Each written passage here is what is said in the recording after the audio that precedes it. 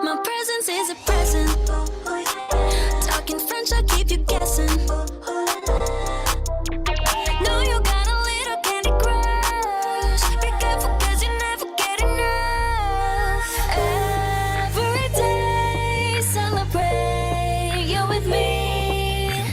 Every day, it's your birthday, I'll repeat, birthday, I'll repeat. Yeah. If you wanted sweet, got the sugar on lock. If you wanted spice, I can turn the heat up. Baby, I'm the cake, but I know what you got. I'm the cherry on top, cherry on top. Honey, you're a bee, got you buzzing around me. Sticky, sticky, sweet, frosty as it can be. Baby, I'm the cake, but I know what you got. I'm the cherry on top, cherry on top. Cherry, cherry, I'm so berry, rainbow cotton candy. Glitzy, glamour, dripping drama, oh, I'm just so fancy. You can deny, no, you can deny. I'm the cherry on top, cherry on top. I'm a sad for sorry eyes. One look and you're paralyzed. Dancing in the disco lights. I could do this all my life. Cinnamon swirl, I twirl. Not your average girl. Got you clutching them pearls. 'Cause you know who run the world. Every day, celebrate you with me. Every day, it's your birthday, I'll repeat, birthday, I'll repeat. Yeah. If you wanted sweet, got the sugar on lock. If you wanted spice, I can turn the heat up. Baby, I'm the king, but I know what you got. I'm the cherry on top, cherry on top. Honey, you're a bee, got you buzzing around me. Sticky, sticky, sweet, frosty as I can be. Baby, I'm the king, but I know what you got. I'm the cherry on top, cherry on top. CHERRY, good ingredients are hard to find. CHERRY, there's no going back, no, once you try. If you wanted sweet, got the sugar on lock. If you wanted spice, I can turn the heat up. Baby, I'm the cake, but I know what you got. I'm the cherry on top, cherry on top. Honey, you're a bee, got you buzzing around me. Sticky, sticky, sweet, frosty as it can be. Baby, I'm the cake, but I know what you got. I'm the cherry on top, cherry on top. CHERRY, good ingredients are hard to find.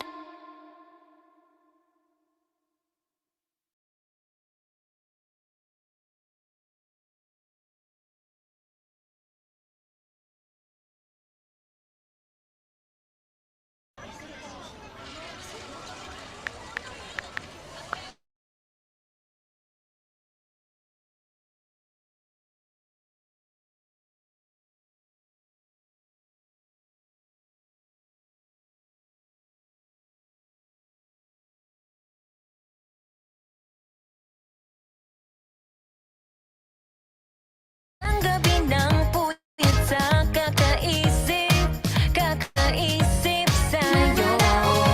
Binabalikan na parang panaginip ang panahon. Tinatanong ang sarili kung bakit ganito. Ano ba ang meron sa'yo? Pero teka lang, parang napagdaanan ko na ito. Napamahal agad-agad at nabigo, pero di makahinto. Na na na na, nahuhulog ang loob. Di na na na na, natututo sa noon. Sa nakaraan, nalimutan lahat sa'yo. Pagdating sa'yo, na na na na, nahuhulog ang loob sa'yo. Na na na na, nahuhulog ang loob sa'yo. Hindi ko alam kung sadyang may malas, malas lang ako. Lahat ng nabubuong pag-asa ay gumuguho. Akala ko pa naman na sa'yo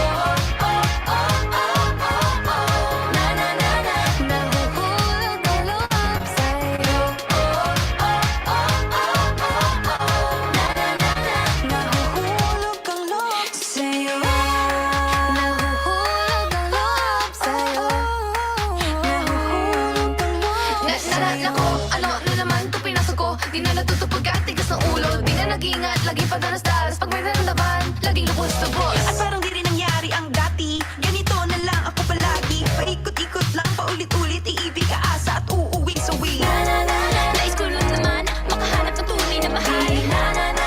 Narito na naman, may mali ba sa aking ginagawa? Ayoko nang umasa sa wala. Bakit ba laging nagpapabihag sa nararamdaman?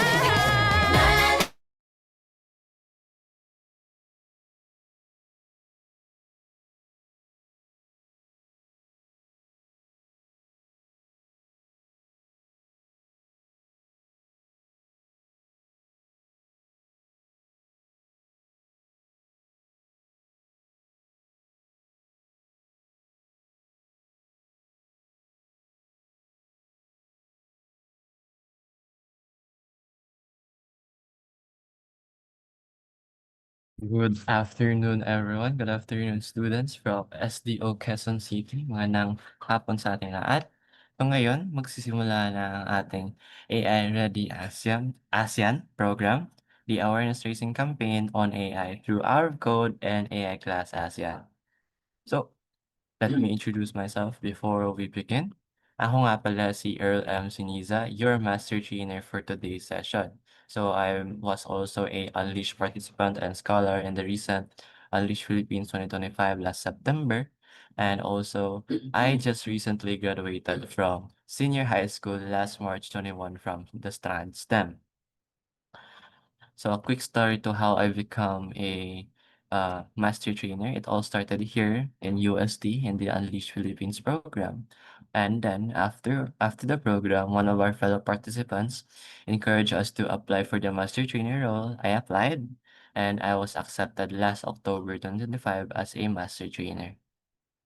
And I've conducted already multiple sessions. I've conducted also here. So, nga pala, I am from Cebu. I am from the Queen City of the South. So, if merong mga Bisaya dyan, maayong hapon dala kaninyo tanan. Well, so, here, I've conducted with CITU, one of the universities here in Cebu, with their ICPEP organization, Computer Engineering Students. Also with my alma mater, the USGR Senior High School Department. And then with the third year college students of ACT from education, computer studies, and nursing. And also I've conducted sessions with Cebu youth organizations. Also last week, last week, I was able to conduct with SDO Paranaque. And last week I was able to conduct with Quezon City as well. And also with Abra, Benguet, Baguio, and many more.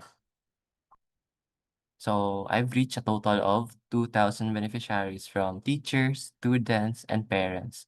And I believe this will be my 22nd session as my term as a master trainer. So I'm glad to meet you all, and I hope that we'll have a meaningful discussion this afternoon. And also, if you have any questions or clarifications, write them down because later on we'll be having a question and answer. All right. Are we all ready to start with our session? Can I get a heart reaction or thumbs up? All right, handa-handa na tayo. Let's begin. No, I love the active participation from the everyone here and the reaction button. All right. So, you may ask, Kuya, what is the AI Ready ASEAN program all about? The AI Ready ASEAN is a regional initiative led by the ASEAN Foundation with support from Google.org, aiming to build AI literacy across the 10 ASEAN member states. No, over a span of 2.5 years. The program seeks to equip 5.5 million individuals, including youth, kayo, educators, and parents, with essential AI skills to thrive in the digital age and use AI responsibly and ethically. So, who are the implementing organizations, you may ask? So, ASEAN Foundation leads the AI Ready ASEAN. No, they were established in 1997 as ASEAN's body dedicated to promoting regional awareness and empowering citizens across Southeast Asia. Meanwhile, Break the Fake Movement is one of the partner organizations of ASEAN Foundation to bring the program here in the Philippines. So, Break the Fig is a Philippines-based civil society organization committed to advancing media and information literacy, delivering high-impact MIL programs and initiatives across the country and Southeast Asia. So let's get AI ready in 1 hour. AI is no longer the future, it's already part of our daily lives. It's in the recommendations we see on YouTube, Facebook, TikTok, Instagram, the content we consume, mga brain rot, not the filters on our photos and the apps that helps us navigate traffic, such as Google Maps, or our chatbots that helps us in our assignments. So, are we ready for AI? Well, we have to. But here's the big question, papaano ba? How to be ready, kuya? So that's why our code exists to make AI and coding simple, fun, and accessible to everyone, no matter your background or experience. Excuse me. Hour of Code is a global movement that introduces coding and AI to students, parents, and educators all in just 1 hour. It's fun, beginner-friendly, and designed to show that technology is for everyone. An introduction to computer science designed to spark curiosity and break the myth that AI and coding is hard. So, bakit nga ba mahalaga ito? Why does it matter? At its core, AI is built on the logic of coding. And coding isn't just for programmers, but it's for anyone who wants to think critically, solve problems, and create something new. No, are you that person? Do you want to create something with programs or create apps or create robots? If ikaw yun, no? Code.org is the place for you. So, why should we learn to code? Well, again, tech is everywhere. From social media to online shopping, AI and technology are shaping our world. Why just consume when you can create? And furthermore, with the internet, there are so many materials that you can use so that you can learn how to code. And not just only coding, but technology is also about engineering. If you would like to engineer your own robots, you can learn easily online. And then problem solving. AI and coding teaches you how to think logically and solve problems creatively. No? You try to solve problems with technology, which lets you think outside the box. So think, how could I possibly solve this problem with tech? No? So it's an amazing way to practice problem solving. Furthermore, it's a future-proof career. Tech-related jobs are some of the fastest-growing careers worldwide, and understanding coding gives you a head start, and also AI. So it's important that you understand both because currently, the people who works in the tech industry are mostly required to understand AI and coding because if you aren't catching up enough in the tech industry, you'll be left behind. Especially the tech industry is a very, very competitive industry. And it's fun. Learn AI and coding as if you're just playing a video game in code at home. So why should we start with code.org to learn AI? It's beginner friendly, it has hands-on activities, and it's simple to set up.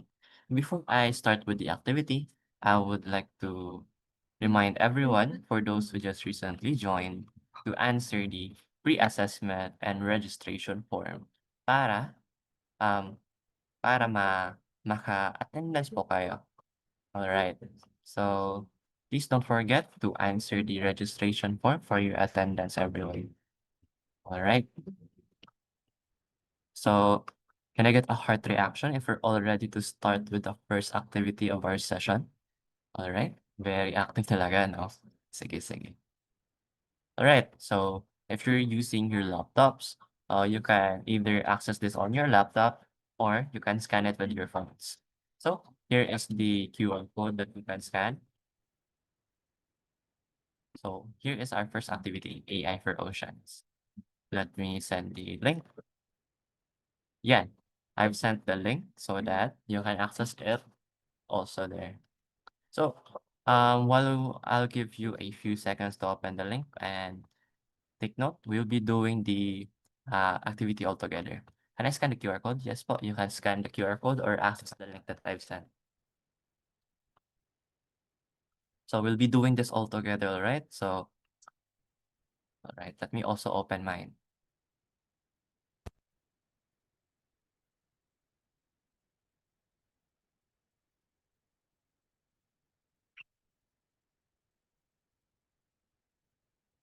Alright, so if you open yours, you will be prompted here at studio.co.org. So are we all ready? Can we all now start? So for those who are able to open the link, no, don't watch the video na lang here in the screen. Can I get a confirmation that we're all ready to start? All right. So please tell me if can you show me a thumbs up if you can hear the video once I play it. All right, let me now play the video.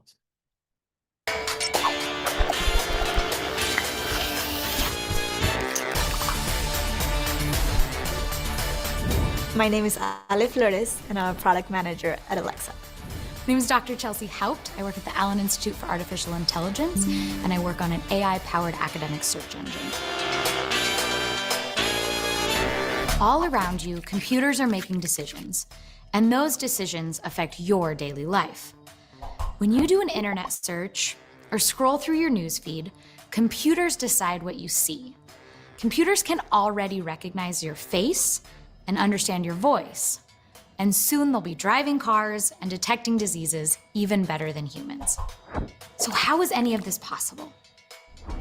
You may have heard about something called AI, or artificial intelligence. True artificial intelligence is decades away, but there's a type of AI called machine learning that is here today. It's a type of AI you probably interact with every day without even knowing it. And it has the opportunity to help us tackle some of the world's biggest challenges. Machine learning is how computers recognize patterns and make decisions without being explicitly programmed. What's so exciting is that it's a completely different way to program a computer than what we've ever done before. With machine learning, instead of programming a computer step by step, you can program a computer to learn just like you learn, through trial and error and lots of practice. Learning comes from experience, and that's true for machine learning too. In this case, experience means lots and lots of data. Machine learning can take in any kind of data, images, video, audio, or text, and begin to recognize patterns in that data. Once it learns to recognize patterns in the data, it can also learn to make predictions based on those patterns, like noticing the difference between an image of a car and an image of a bicycle.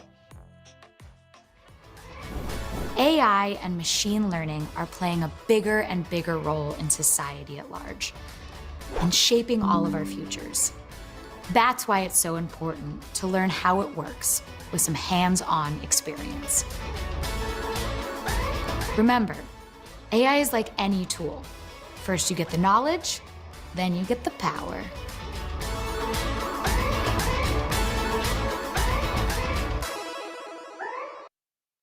No, the video introduces us to the application and also how AI and machine learning works. So currently, the AI that we have is what you call machine learning. So are you excited to learn more? So let's press continue. So let's learn more how it could work, no, in a hands-on activity. So let us load. Now we'll be given a scenario anytime by now. Right now, we're given a scenario. So, garbage dump in water affects marine life. In this activity, you will program or train AI to identify fish or trash. So let's clean up the ocean. Click anywhere on the screen to press. So let's continue. So this will be our AI.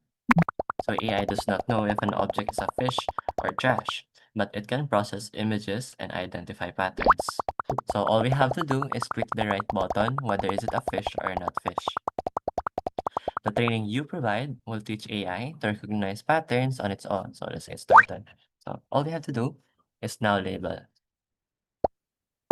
Label lang natin sila. So meron namang fun fact, no?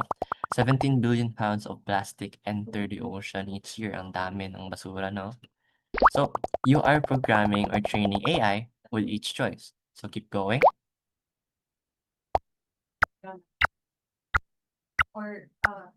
So meron namang fun fact na naman, 80% of ocean pollution comes from land debris and estimated to cost $13 billion per year. Ang mahal, no? So, don't throw your trash elsewhere, everyone. So, AI learns from your choices. If you make wrong choices, AI will repeat your mistakes. So, keep training. So, while we train, let's avoid making mistakes.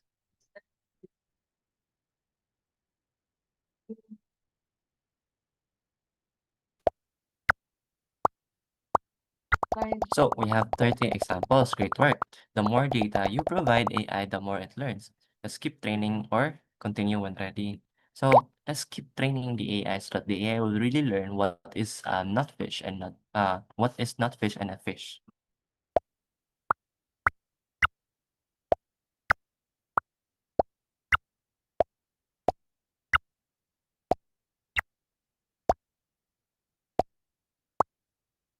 Try natin.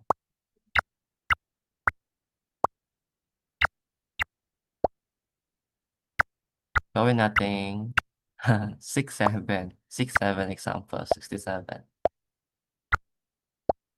So yun, we have 67 examples. Let's now try and test if ano yung mangyayari sa AI if it is able to identify fish or not fish with the 67 examples that we have. Let's press continue. Now let's see. AI will analyze a random set of objects and label them based on our training. So let's go. Fast forward lang natin. So, we've successfully identified fishes. We can also check what were labeled as not fish. We can train more or continue. So, we've made only one mistake. Isa lang yung not fish that was labeled as fish. How about here? Wala namang fish na kasali sa not fish. So, we've successfully, trained our AI to identify fish. Pero nga lang, isa lang yung nagkaroon siya ng mistake. Therefore, what we have learned from that prompt, the more we give AI, the more it learns.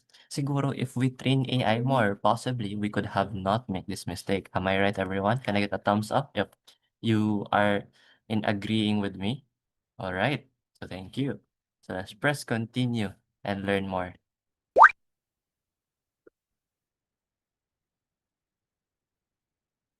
So now, so far, we've trained AI to identify objects as either fish or not fish. So what if this training data was used to decide what belongs in the water? So what would happen to other sea creatures? Does our training approach cause unintended consequences? If you believe there is unintended consequences, thumbs up. If wala naman, thumbs down. So thumbs up if merong unintended consequences, and thumbs down if wala. So anong sagot ng majority? So, mostly thumbs up, merong mangyayari na unintended consequences. So, let's see anong mangyayari. O siguro nag-fast forward kayo, So, let's proceed.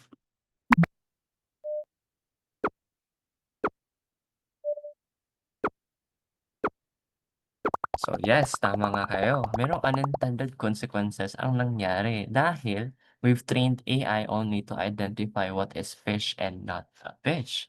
And when we include other sea creatures, the AI make a mistake of labeling them as not fish dahil hindi sila kasali sa training data natin kanina. Therefore, it is unknown for the AI. Therefore, it automatically labels them as not belong in the water.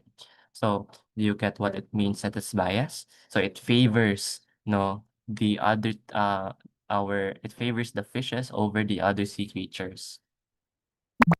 So while these sea creatures are not fish, they do belong in the water. No, AI only learns what we teach it. So let's train AI again so that we don't make a mistake and allow other sea creatures to be labeled as belong in the water.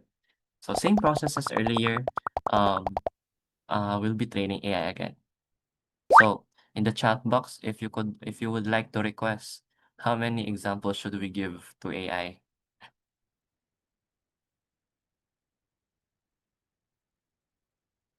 And please kindly use the chat box responsibly.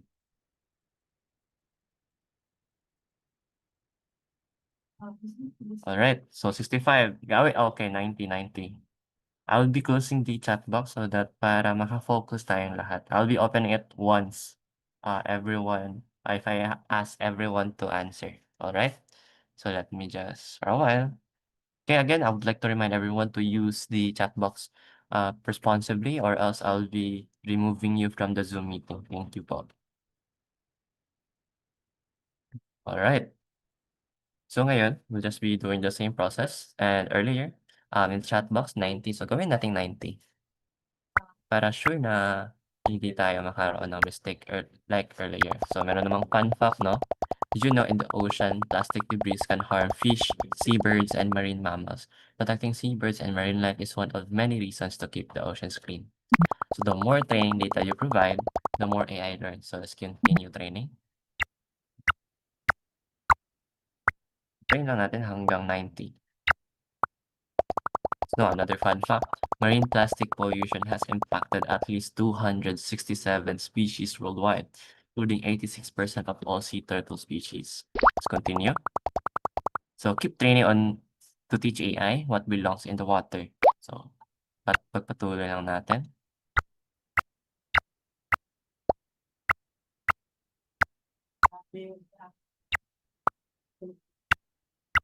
So it work. The more data you provide AI, the better it will do. Keep training AI or continue on ready. So let's make it 90. Let's add 60 more.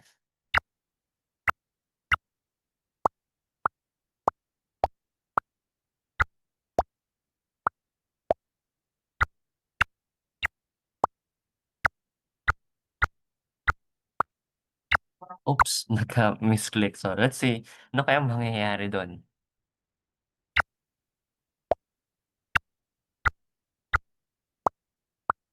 So hintayin lang natin maging 90.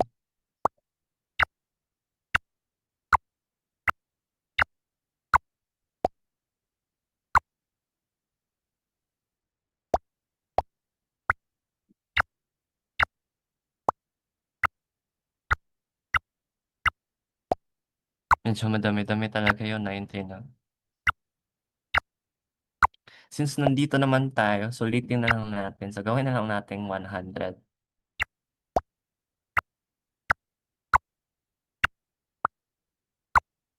So 100, and let's now proceed. Press continue. Do you think AI now will do a better job identifying what should be in the water?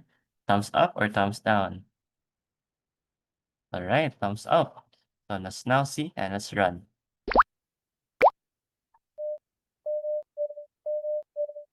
Nagkamali pa rin yung AI. So siguro dahil dun sa misclick ko. Apologies. But again, our AI was able to successfully identify what belongs in the water. Ngunit lang, nagka-misclick lang si kuya niyo sa pag-train ng AI. Let's see naman here. Oh, so our AI also wasn't able to learn dolphins. If you notice, no, when we were training, meron bang dolphin tayong nakita? I think no. So, I guess we need to train AI more pa. Kahit 100 yung examples natin, no, AI can still make mistakes. We will learn more about this on the next slide. But before I do that, because with many people are now joining, no? From kanina lang, 100 lang tayo. Ngayon, we are 500 people. All right. So let me resend the pre-assessment and registration form for those who just joined.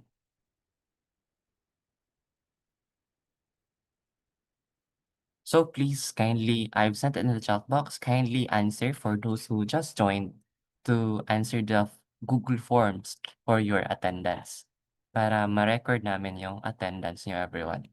All right. So now, let's press continue and learn talaga. Bakit kahit 100 examples, nagkakamali pa rin yung AI? All right. Let's learn training data and bias. No, I press continue, my bad. All right, let's play.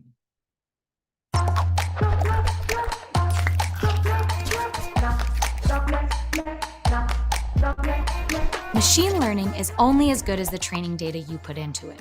So it's super important to use high quality data and lots of it. But if data is so important, it's worth asking, where does training data come from? Often, computers are collecting training data from people like you and me without any effort on our part. A video streaming service might keep track of what you watch, then it can recognize patterns in that data to recommend what you might want to watch next. Other times, you're directly asked to help, like when a website asks you to spot street signs and photos. You're providing training data to help a machine learn to see and maybe even one day drive. Medical researchers can use medical images as training data to teach computers how to recognize and diagnose diseases. Machine learning needs hundreds and thousands of images and training direction from a doctor who knows what to look for before it can correctly identify disease. Even with thousands of examples, there can be problems with the computer's predictions. If X-ray data is only collected from men, then the computer's predictions may only work for men. It may not recognize diseases when asked to diagnose the X-ray of a woman. This blind spot in the training data creates something called bias. Bias data favors some things and deprioritizes or excludes others. Depending on how training data is collected, who is doing the collecting, and how the data is fed into the computer, there is a chance that human bias is included in the data. By learning from biased data, the computer may make biased predictions. This can happen whether the people training the computer are aware of it or not. So when you are looking at training data, ask yourself 2 questions. Is this enough data to accurately train a computer? And does this data represent all possible scenarios and users without bias? This is where you, as the human trainer, can play a crucial role. It's up to you to give your machine unbiased data. That means collecting tons of examples, often from lots of different sources. Remember, when you pick and choose data for machine learning, you're actually programming the algorithm using training data instead of code. The data is the code. The better the data you provide, the better the computer will learn.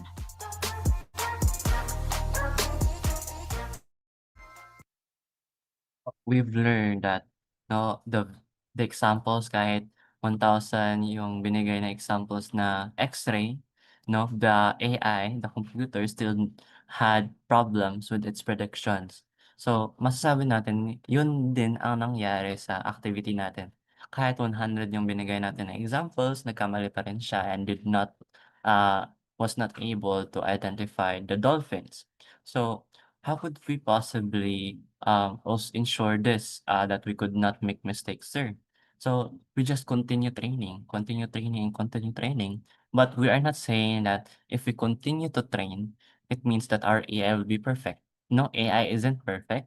And also, we're just trying to improve only the accuracy of AI. You will learn more about the common misconceptions. And one of the common misconceptions of AI from people is that they see AI as a perfect. And also, the video also highlights the importance of providing quality data. So ano naman yung quality data, sir? It doesn't only mean about providing the right data, but also ensuring that our data is inclusive. Ano yung inclusive? Inclusive, it means that it considers all possible scenarios. Kagaya ng nangyari kanina sa activity natin. Nagkaroon ng bias dahil we just trained our AI to identify fish and not fish and not other sea creatures. Meanwhile, in the video, it shows that if they use training or their training data only on men, and then they will use it for a female, it won't be accurate or it will not work.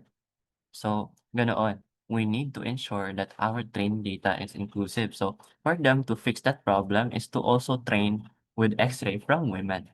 So that if they use it for diagnosing, then they can ensure that somehow their AI is accurate. All right. I hope you understand training data and bias. Let's now press continue. So what type of fish do you want to train AI to detect? So we'll just be choosing any of the 6. So I'll be just choosing one. So teach AI a new word for showing examples of that type of fish. So pipili lang ako ng isa, I'll be teaching a red fish. So all we have to do is just same process. We just label the fish. So not red. Yes.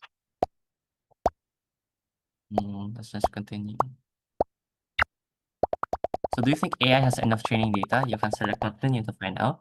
While we have only 10 examples, I believe it's not. So let's proceed.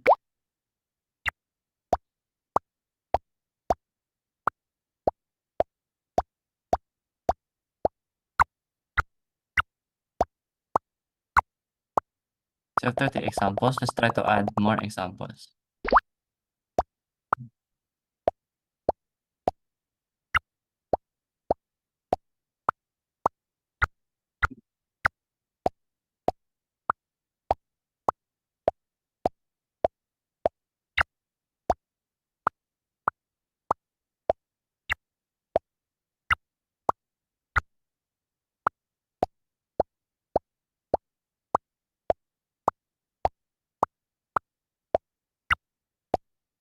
Now, somehow I think this is enough. Let's now test. So with your training data, you have programmed AI to recognize a red fish. So let's see AI, if AI can identify a red fish. Let's run.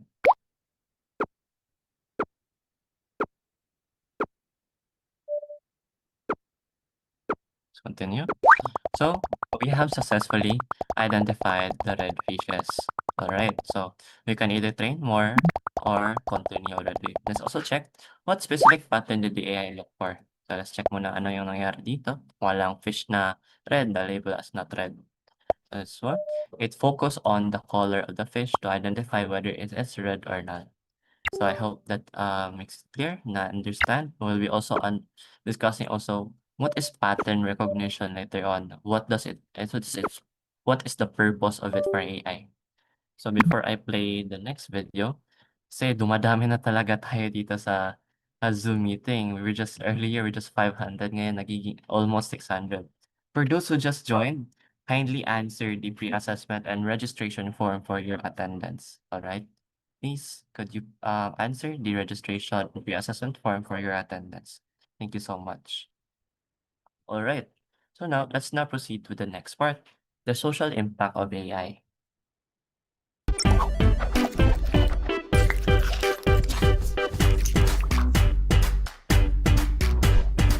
AI and machine learning can affect every part of society.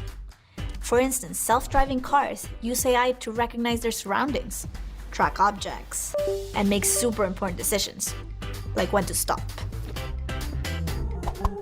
Machine learning is already being used in some really amazing things. It's allowing us to be more energy efficient. We use it to improve how we grow food and manage natural resources. It's dramatically changing how we diagnose diseases and create new medicines. It's even helping the blind see. I think it's a man jumping in the air doing a trick on a skateboard. But there are also risks. Consider the potential impact when machine learning is used to evaluate candidates for college admission, screen applicants for bank loans, or even predict crime or spot criminals. When using machine learnings in these types of applications, we need to make sure not to use prejudiced training data that would perpetuate human bias. As AI and machine learning change everything, it's important that you have a hand in how they're being used. More than any other technology, AI has the potential to revolutionize our lives for the better, so long as it's done in a way that avoids bias that could cause harm or inequity. The most important thing about machine learning is human learning. Knowing how this technology works is the first step on your journey to using it for good. Now we see that AI has so much capabilities and possibilities on how we could improve our lives, such as for energy consumption, smart watches, smart glasses, smart cars that drives on its own. No, it's so amazing that no, in just a span of what, after 4 years from the boom of AI from 2020, AI has rapidly evolved and is making an impact to our society.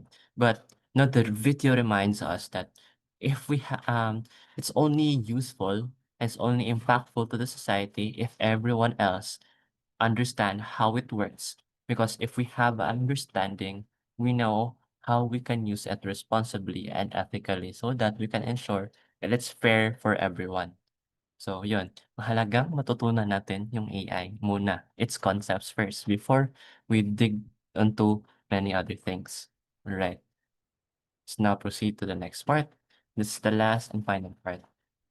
of this activity. And I would like to remind, this is just the first part of our session, huh? We will still be doing something else later on. Okay, before I start, parang I need to remind again kasi dumadami na tayo dito. So, here is the pre-assessment and registration form for those who just joined. Kasi 600 na tayo dito, no? This is for your attendance po, so that you can record it. Alright. Good. So now, let's choose a new word for us to train AI. But let's teach AI a word that depends on your opinion. It's up to you to pick the fish that match your word. So it will just be based on our opinion lamang. I'll just be choosing one. I'll be just choosing happy fish. So is this fish happy? No. Happy. Not happy. Not happy. Not happy. B. No, is it fair to use artificial intelligence to judge a fish by its looks? While AI might seem fair and neutral, its analysis comes from the training we provide. What unintended bias could this cause? No, is it fair? Thumbs up, or is not fair? Thumbs down.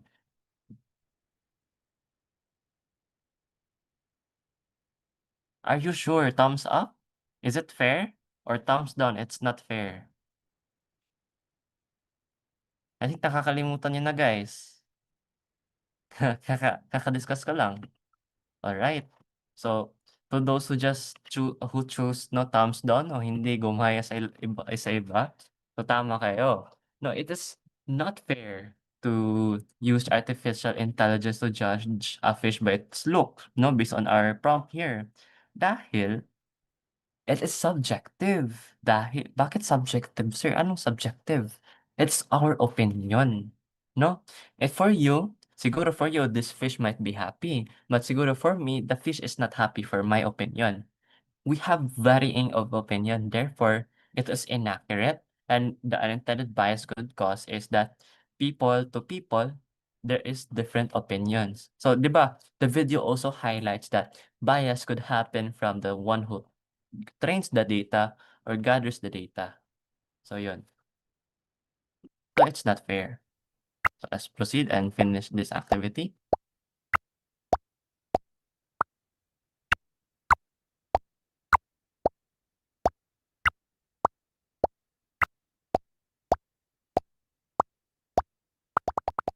So now we have 30 examples and let's just test what would happen.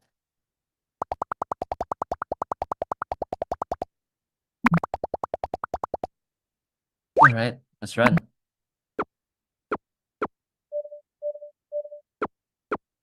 Let's na continue. So makikita natin, no, the results are varying. Kasi may iba't ibang fish na sali dito kahit hindi sila happy. We can train more or we can teach AI a new word. Password lang natin. Let's see ano yung na-label as not happy. No, makita naman natin parang happy naman 'to siya, parang happy naman 'to siya. So, 'yun. It's based on our opinion, therefore, it's not fair, it's unfair, it's not ethical, it's biased. So, once you're done, for those who are able to access the link, you click finish, and then you can enter your name and submit, and you have your first certificate for this session from code.org. Now, can I get a round of applause or a confetti reaction? Confetti reaction. Let's follow Kisha. All right. Thank you, everyone. So this is just the first part, ha? No, hindi pa tayo tapos. We'll still be discussing more. Right. So congrats to those who are able to do the activity on the link. And for those who weren't able, that's fine. You can access it later on. All right. Let's have a quick 5-minute break before we proceed to the next part of our session. All right. So currently it is 2:09. Let's be back by 2:15. 2:15, let's have a short break muna. Kuha kayo ng snacks or tubig.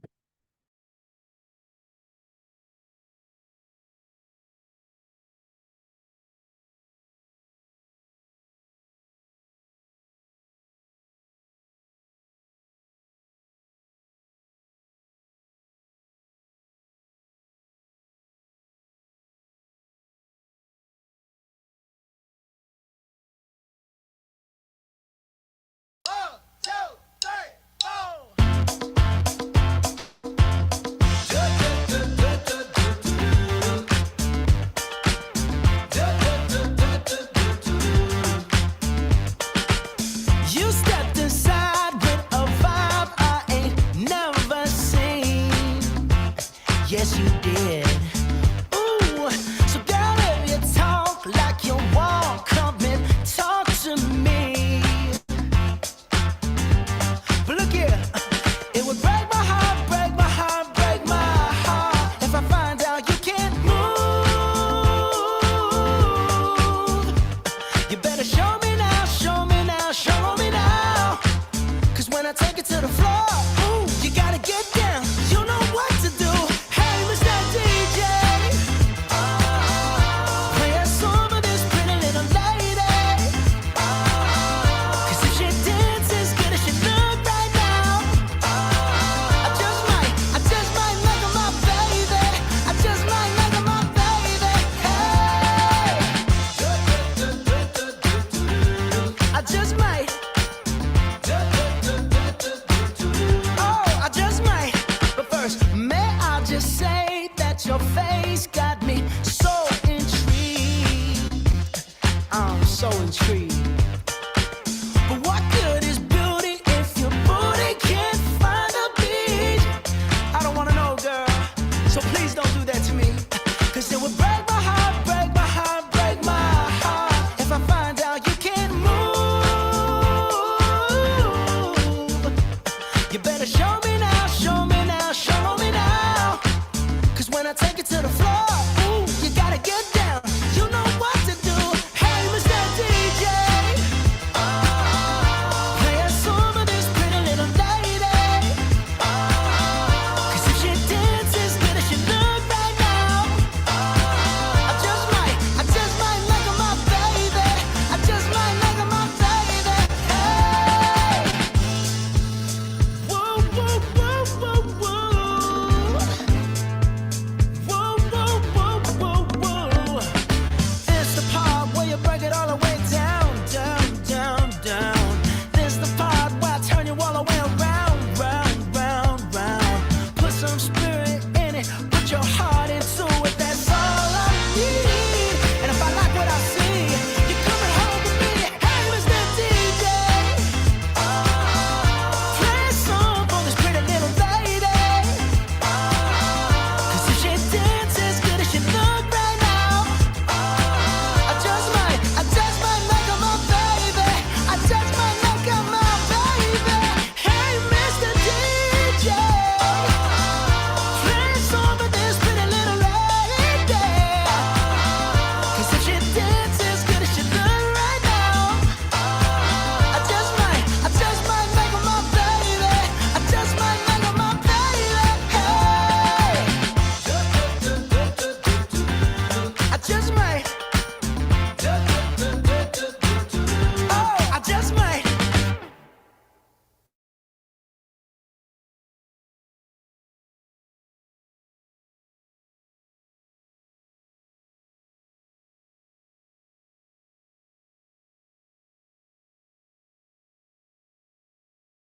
사랑을 했다 우리가 만나 지우지 못할 추억이 됐다 볼만한 멜로드라마 괜찮은 결말 그거면 됐다 널 사랑했다 우리가 만든 love scenario 이젠 조명이 꺼지고 마지막 페이지를 넘기면 조용히 말을 내리죠.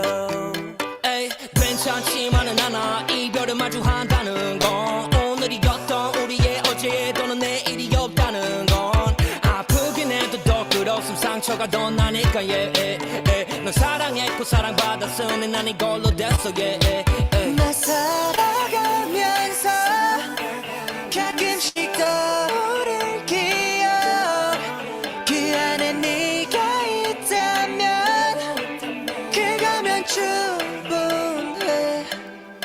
사랑을 했다 우리가 만나 지우지 못할 추억이 됐다 볼만한 멜로드라마 괜찮은 결말 그거면 됐다 널 사랑했다 우리가 만든 love scenario 이젠 조명이 꺼지고 마지막 페이지를 넘기면 조용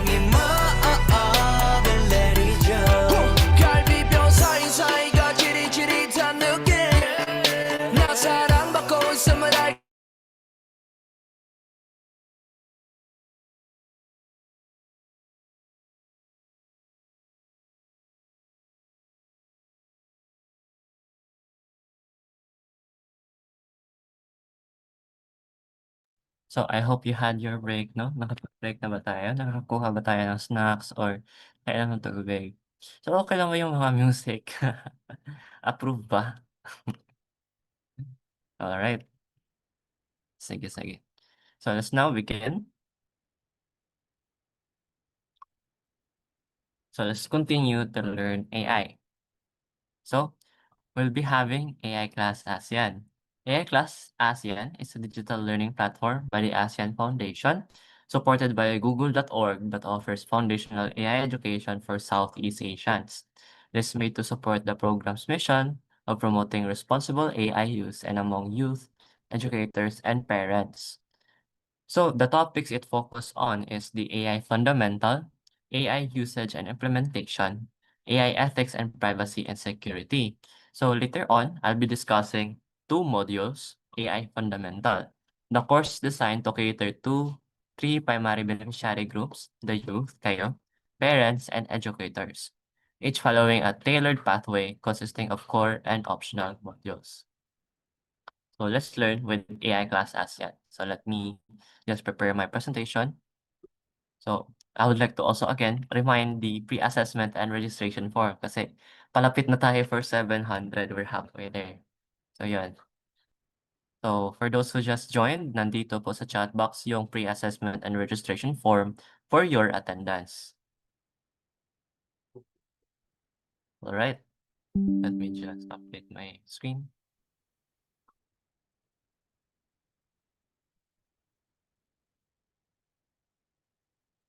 Alright, nakikita yung panibagong screen, everyone. Can I get a thumbs up? Alright. Can I get a heart reaction naman if we're all ready to start with the first module? Alright, I guess we're all ready. So let's begin. So in this module, you will learn about what is AI and how does AI come to be and a common misconception and why should we learn AI. So what is AI? When you hear the word AI, what's the first thing that pops into your mind? So I'll be open the chat box for a while, and again, I would like to remind everyone to use the chat box responsibly, or else I'll be removing you from the link, a Zoom meeting. So the chat box is now open for you to share your thoughts. Robot, AI video robot, artificial intelligence bot, idea robot, guide tool, warship, waste of water, AI slop, slave, robot, artificial intelligence prompt. Alright, dami yung answer, no? Alright, ano pa?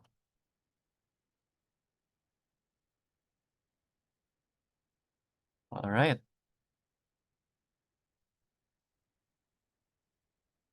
Hmm. Amazing, no, quite interesting yung shinare ni Lyra. So now, I'll be closing the chat box. Thank you everyone for sharing your answers. No, mayroong mga questions patungkol sa how AI could possibly take over, how could AI possibly replace, and also how AI could possibly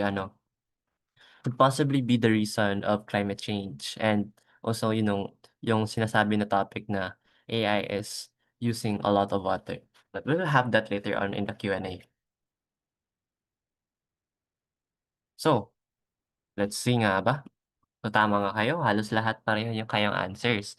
If you think about robots taking over, mga science fiction movies kaya-gaya ng Terminator, and also smart apps kagaya ng Google Maps, Gemini, ChatGPT, Claude, and etc. And Grok. Yung isa nag-mention ng Grok dyan eh. Or you don't know. But I think everyone knows you kasi in your batch or your ages are very into technology. Halos lahat ng ginagamit niyo may technology. So, artificial intelligence is a technology that allows computers to learn like humans. Unlike regular computer programs that follow fixed instructions, AI can learn from experience and adapt over time. So, how does a regular program rule-based work? So, this is a sample of how a program works, following coding, no, a simple code. So, a person shows 10 photos of an apple. The person says these are apples. The program store these exact 10 photos. The person shows a photo already in the program and asks, is this an apple? The program says, yes, dahil it matches with the saved photo. Meanwhile, if you show a new photo of an apple never been seen before, is this an apple? The program says no. Bakit? It doesn't match with any saved photo. It only recognizes exact photos. There is no learning involved. So walang learning involved. Meanwhile, AI, the person shows 10 photos of apples. Person says, these are apples. AI analyzes patterns, color, shape, texture, not just exact photos. And then the person shows a new apple photo, never been seen before, and asks, is this an apple? The AI says yes, because it learned the general patterns of apples.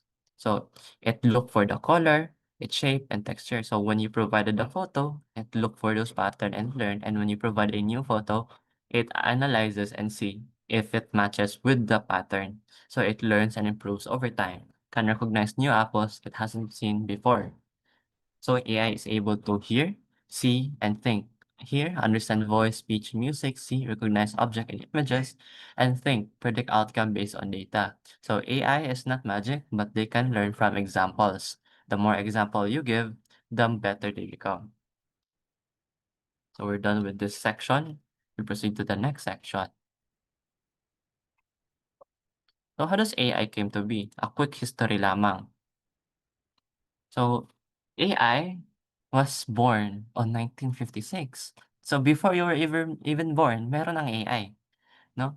The term artificial intelligence coined at the Dartmouth Conference. So it was coined in the Dartmouth Conference. It was the birthplace of AI at the Dartmouth Conference. And then we fast forward to 1997. Problem solving. AI beats a chess champion, showing it can process data and predict moves. May I ask, let me open the chat box for a while. Do you know who is that chess champion who AI was able to defeat? And what is the AI that defeated the chess champion? If you could share in the chat box.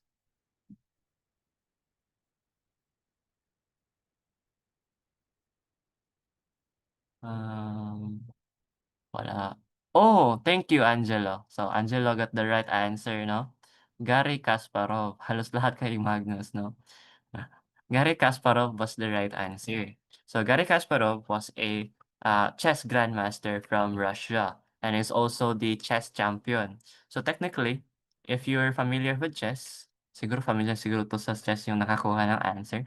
So, if you're familiar with chess, before Magnus Carlsen was the so-called the best player in chess, it was Garry Kasparov. So, fun fact. And the AI that defeated Garry Kasparov was Deep Blue.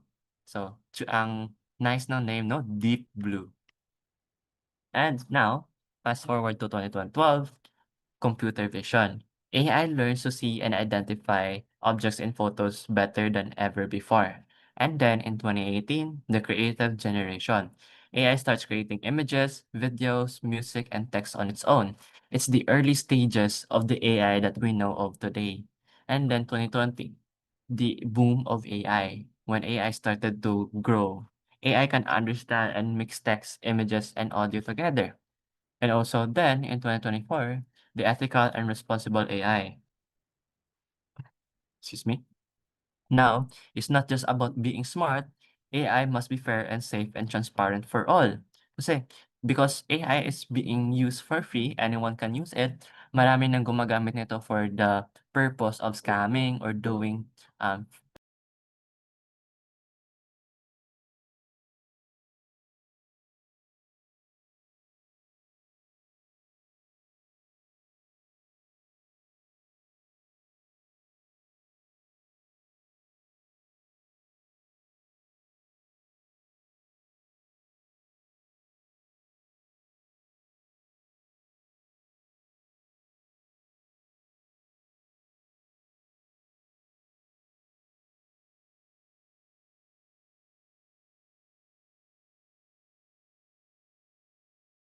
we should disarm AI because AI is being used irresponsibly.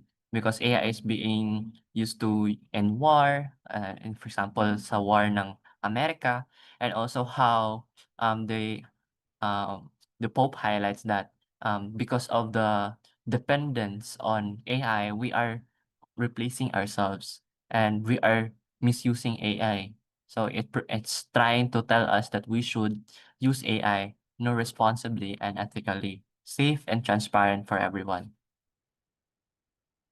So how does AI work? Again, AI doesn't mean robots taking over. It's about teaching machines to learn from data and make decisions. So AI versus automation versus algorithm. Algorithm, a set of step-by-step rules. A cooking recipe and following a GPS route. So that is an example. And then automation, a program that follows predefined rules automatically. Automatic doors, an email reply template. And then AI, a program that learns and improves over time. Now, these are chatbots and self-driving cars. But you may be asking, you might be wondering right now, isn't it also algorithm, kuya, self-driving cars, because it uses also GPS? Yes, you're correct. And also in the video earlier, wasn't it mentioned, kuya, na chatbots AI learns through an algorithm when you feed it data? Yes, you're right, algorithm. And is it also automation, kuya? It makes tasks much more easier, simpler with AI and also with self-driving cars. Yes, you're right. So technically, we can say that AI is the combination of algorithms and automation. Now, let's talk about analytical thinking. Before we dive into how AI works, let's talk about how two important thinking skills, the analytical thinking and structural thinking. Analytical thinking means breaking a big problem into smaller pieces. If you're familiar with computational thinking, sa mga mahihilig sa mag-code, no? It's one of the topics that you'll fall, um, fall onto, computational thinking. It's what you call decomposition. Decomposition is just similar with analytical thinking, where you break down one big piece into smaller slices so that you can understand how each of the puzzle works and you can focus one piece at a time. And then that comes with structural thinking. Structural thinking means putting those pieces in a logical order so they work together as a system. Once you figure out everything how each works, you can now arrange them logically. So technically, structural thinking is just like algorithms. Now, these two skills are very important when we work with AI. If we want to understand how AI chatbot answers a question, we need to break it down into steps. That's analytical thinking. We break it down muna. And then put those steps in the right order. So when you prompt, now you break it down and then you put it in the right order so that the AI can understand your prompt. No? That is what you call prompt engineering. So let's see how this applies when we look at how AI systems process information. So data collection, we give the AI thousands of images of apples, bananas, and oranges. And then it learns from that data, it looks for the patterns. Apples are round and red, meanwhile bananas are long and yellow, and oranges are round and oranges. For a while. Third, making the predictions. It sees a new fruit and says, this is an apple. It was able to identify it was an apple because it learned the pattern. And then it continues to improve over time. If it gets it wrong, we correct it. It keeps learning and improving. So all we have to do is just teach AI when it makes mistakes so that it can avoid making mistakes again and increase its accuracy. So now that we've understand the basic processes of how AI works, let's understand machine learning, deep learning, and neural networks. No, taking data, processing it, and producing results. It's important to look at how AI systems actually learn to improve over time. This is where machine learning and deep learning come in. These two are the important subfields of AI. So, by definition, machine learning is an algorithm that learns patterns from data and improves over time. Meanwhile, deep learning is a subset of machine learning that uses multi-layered neural networks to learn complex patterns. Technically, deep learning is parang anak ni machine learning, but it has multi-layered neural networks. So if you could imagine, it's just like a brain. There's so many connections within. And then, by complexity, machine learning is moderate. It needs some human feature selection. Meanwhile, deep learning usually is high and can automatically discover the features on its own. Meanwhile, the data needs, machine learning can work with smaller datasets, but then again, quality matters. Mahalagang tamang data ang mabibigay sa machine learning. Meanwhile, deep learning needs huge data sets to perform well. So it needs a lot of data because it will need a lot of them based on its use cases, which we'll focus later on. Now, machine learning, generally faster in training, meanwhile deep learning is slower because of the deep neural networks. So now, what are the use cases of these two? Use cases for machine learning is technically for the simpler tasks, predicting house prices, customer segmentation, fraud detection, sales, interpretation of data, and analyzation. Meanwhile, deep learning is image recognition, speech-to-text, and self-driving cars. Kung kaya, kailangan maraming data sets kasi may iba't ibang muka. And then speech-to-text. There are so many languages and there are so many different accents so that the AI can really do speech to text. So it can translate what you are saying into words on a computer. And then self-driving cars. Self-driving cars requires a lot of data. The captcha that you usually do is you actually use to train those self-driving cars to identify motorcycles, pedestrians, people, cars, motorcycles, traffic lights, and etc. So yun, that's why malaki yung kailangan na data ng deep learning. So we're done with the second section. Let's now proceed to the third section, the common misconceptions of AI. So AI is not smarter than human. AI can generate an essay, but it doesn't understand what it wrote. It's mimicking patterns from its training data.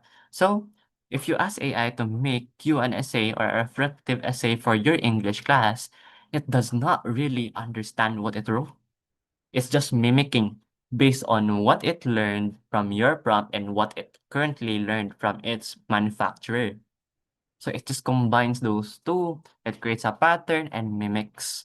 It's just para bang copy and paste. Para bang siyang, we can say it, para bang, if meron kayong classmate tapos may assignment kayo tapos sundin lang niya yung ginawa mo pero with different changes. Yun. That's an example. Parang ganun lang si AI. Copycat. Then, conscious or self-aware, chatbots don't think before responding. They predict they predict the most likely next words based on probabilities, not personal understanding. So AI does not have a personal understanding. It just predicts based on what you provide and what prompt you give. So dun, magpa-pattern recognition, pattern analysis, and then it predicts there. It does not think before you ask.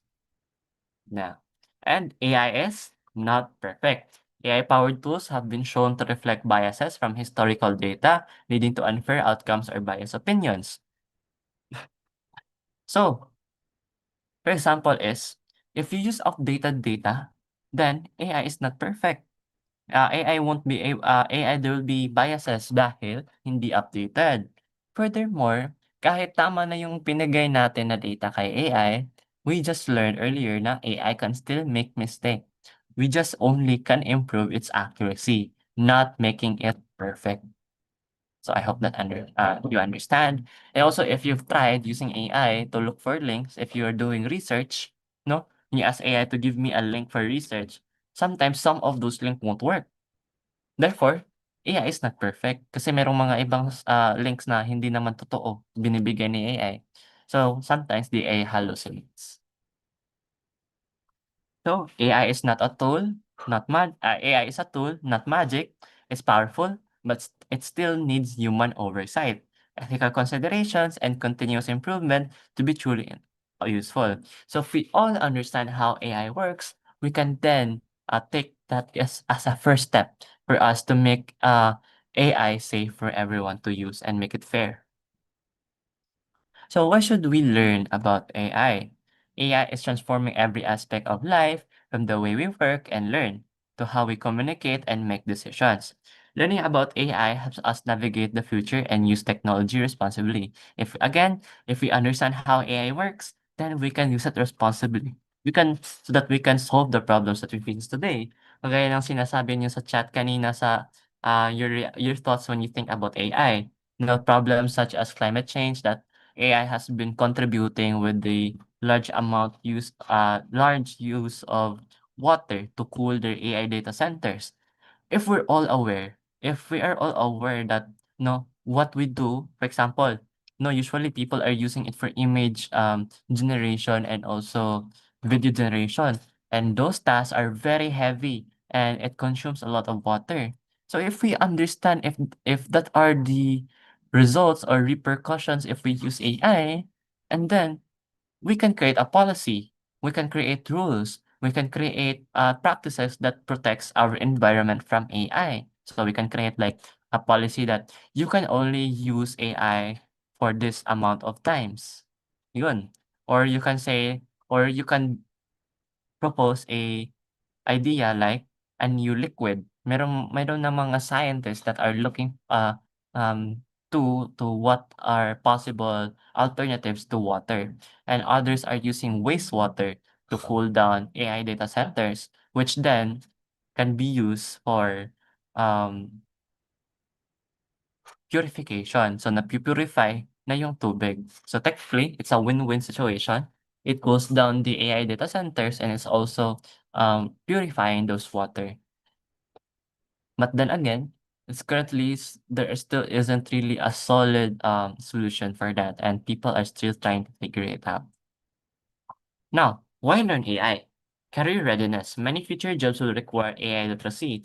Understanding AI gives you an advantage in the job market. So, for those who aspire, no, I would like to share. I graduate. Like I said earlier, I graduated from STEM, specifically STEM technology, and I'll be taking up the course this coming school year in college, BSIT, because I want to be a IT. I want to be a software developer or um be creating apps. So, how do you prepare yourself lalo't na people are saying AI is replacing people? You need to understand AI. Because if you understand AI, you won't be like the other people who does not understand AI. You'll be left behind if you don't understand. And furthermore, it isn't only about AI in the tech industry. You need to learn a lot of things. No, technology progressively evolves almost every month and you have to always catch up. So if you're on to that challenge and you like tech, then I guess that is for you. And also, currently, there has been discussions about how AI is now being as not being now used by other companies because it has been very costly for them already. Because when the first discussion about AI is now replacing people, AI was much more cheaper back then. But now AI has been much more expensive than hiring real people. Therefore, it's much more preferred nowadays to get people to work, but those people must also be understanding on how AI works. So I hope I've somehow has answered some of your questions already. Next, creativity and innovation. AI helps in creative fields like art, music, game design, and learning how AI works allows you to use it in your advantage. So, mas napapabilis yung pag-iisip. No? AI is technically like a partner to brainstorm ideas, to generate ideas, to test out ideas. But at the same time, no? If you've sino mga artist dito? Can I get a heart reaction sa mga artists? Mga mahilig mag-draw. So, I believe you have been part of this discussion na who owns the AI generated art? Is it the person who prompts? Is it AI? And then the discussion about how manufacturers like big companies are training AI with artworks from artists and not giving proper recognition. So yun, that's the one of the biggest debate when AI was released. So what can I say about this? AI can still be part of the process in helping you to generate art, but not generating the art no by entirely depending on AI. So kuya, papaano naman ma-part yung AI when I create art? So I believe artists and writers have this problem, writer's block or mga artist block, where you don't know what to draw. You don't have inspiration or you don't know what should you possibly do to improve your art. So you can ask AI for suggestion instead of asking AI to make it, right? I believe that's much more better as that's a better practice than asking AI to make it, 'di ba? Because I believe you've seen a lot of posts online, mga AI mga AI generated posts, and if you compare it with PubMats or graphics that were made by people, no, those graphics made by people are much more nicer, right? Or beautiful. Do you agree? It has more character than AI generated slop, no? If you know the meme, no, yung batang naka-throw, no, "Your AI slop bores me." Are you familiar with that? So yun, instead of asking AI to do it entirely, why not ask AI to help you to think if you have those problems that you could not generate an idea. So yun lang. So instead of really opposing to AI, just use AI responsibly and fair. Next, problem-solving skills. AI is used to solve global challenges. Knowing how to use AI can help you develop solutions in any field. So meron ng mga solutions ginagawa for problems. For example, AI is being used for identifying diseases much more faster than doctors. AI is being used for energy consumption to ensure smart usage so that we can avoid high electricity bills, lalo't na ngayon mayroong giyera sa Iran, no? So AI has so much possibilities to help us to solve the problems. For example, meron dang recently na AI was able to solve one of the most difficult math problems that has never been solved. Amazing, right? So it is endless possibilities. But then again, if we try to use AI, let's use it fairly, avoiding bias. So where's the AI? Could you share 3 moments where AI has helped you? So I'll be opening the chat box for a while. So just share one word. And then again, I would like to remind everyone to use the chat box responsibly. So there we go. So I can say grammar check.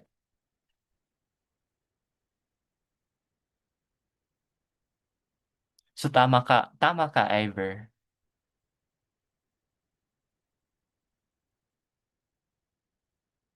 So yun, mga grammar lalo't yung ginagamit natin, no?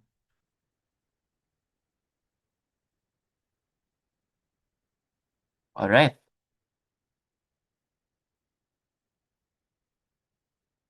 Halos lahat grammar or quick quiz. Oh, very nice insight, Alexa. So I'll be also sharing it later on. Papaano mo magagamit yung AI for also researching and also studying. So I'll be demonstrating. So let me just close the chat box. Thank you everyone for sharing your answers.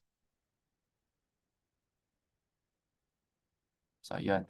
Thank you for your active participation. All right. So let's test Notebook LM. Are we familiar with Notebook LM? Can I get a thumbs up if you're familiar? If not, thumbs down.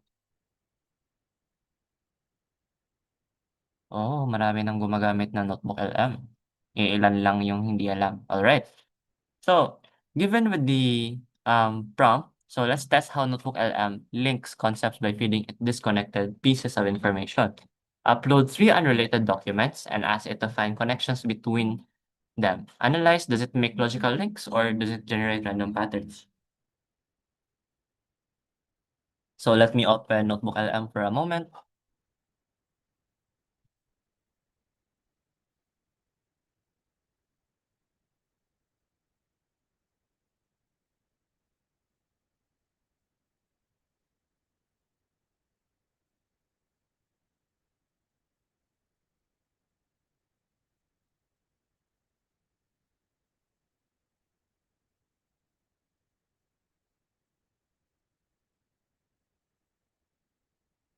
So can you see my new screen? Makikita ba?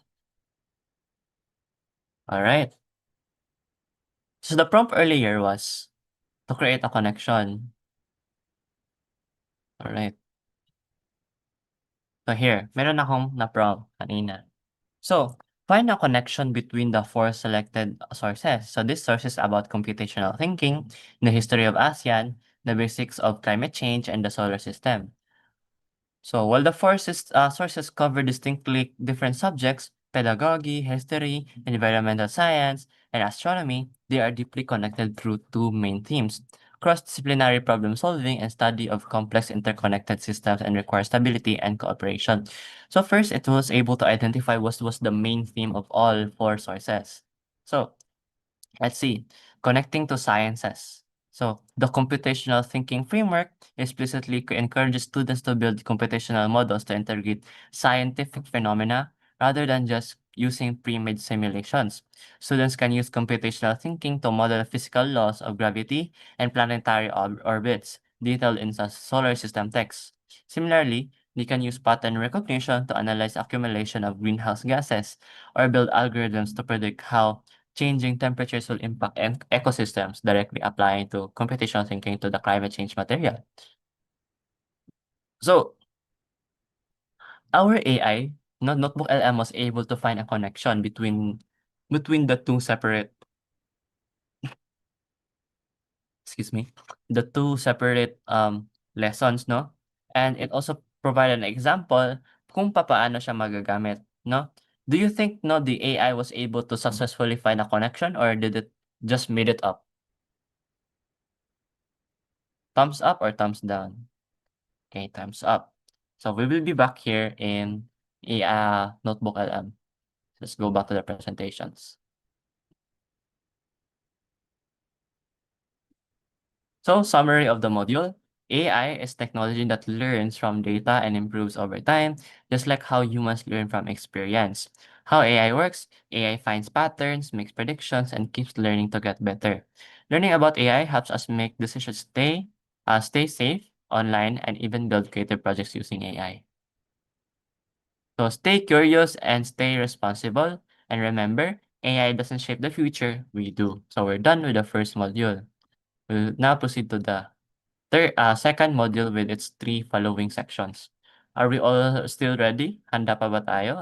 Hindi pa ba tayo na medyo na overload ng information? So thank you for the active participation. No? Napaka-active talaga ng mga Quezon City na students.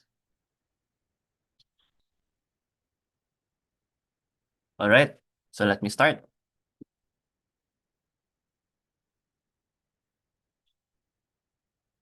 So the fundamental of generative AI, the AI that we usually use, so that you can understand how generative AI works so that when you use it, you can learn more with it. So in this module, you will learn about the introduction to generative AI, how generative AI works, the practical applications and use cases of generative AI. So introduction to generative AI. In this section, you will learn about what is generative AI and machine learning through the years, and examples of generative AI tools, no? And also the strength and weak points of generative AI. So, understanding generative AI, it all starts with your prompt and the data that you provide, and the AI will take it, and then it either creates a text, image, or audio. So generative AI is a machine learning model designed to generate new content such as text, images, music, and code based on the examples it has been trained on. These models learn by observing patterns and identifying relationships in data, a process known as training.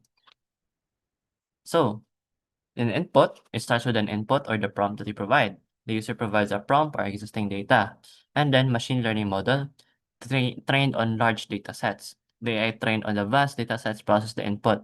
So, ano yung machine learning sa kuya? So, it's the training that it goes through before it gets released. Yung training na ginagawa ng Google, Gemini, and also how OpenAI trains ChatGPT. Para when we use it, it can answer our questions. So it combines those two to find a pattern recognition. The model identifies the pattern relationships on your data and its data. And then it creates something new based on those two. So how it works, training AI studies patterns in data, generation, AI produces new content based on what it learned.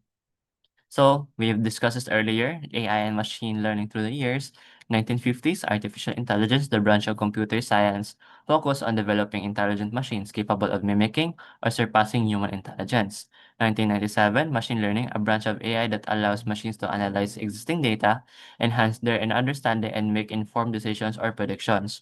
Deep learning, a machine learning approach that utilizes multiple layers of neural networks to analyze data and generate decisions. And then generative AI, generate new text, images, and audio based on the prompts or previously provided data. So now, what are the strengths of generative AI? It enhances creativity and content generation. It produces text, images, music, and videos based on prompts. Helps in brainstorming ideas and automating creative tasks. So as I mentioned earlier, let's not use AI to entirely do the task on its own. Let's use AI to help us think to do the task with us. No, para bang partner siya, kagrupo mo, kagroupmate mo, no? Very useful talaga. Very useful talaga siya. So instead of asking AI to do it for you, you do it with AI. So ask AI suggestions. What do you think, what color palette should I use with my design relating to AI? Then the AI will suggest.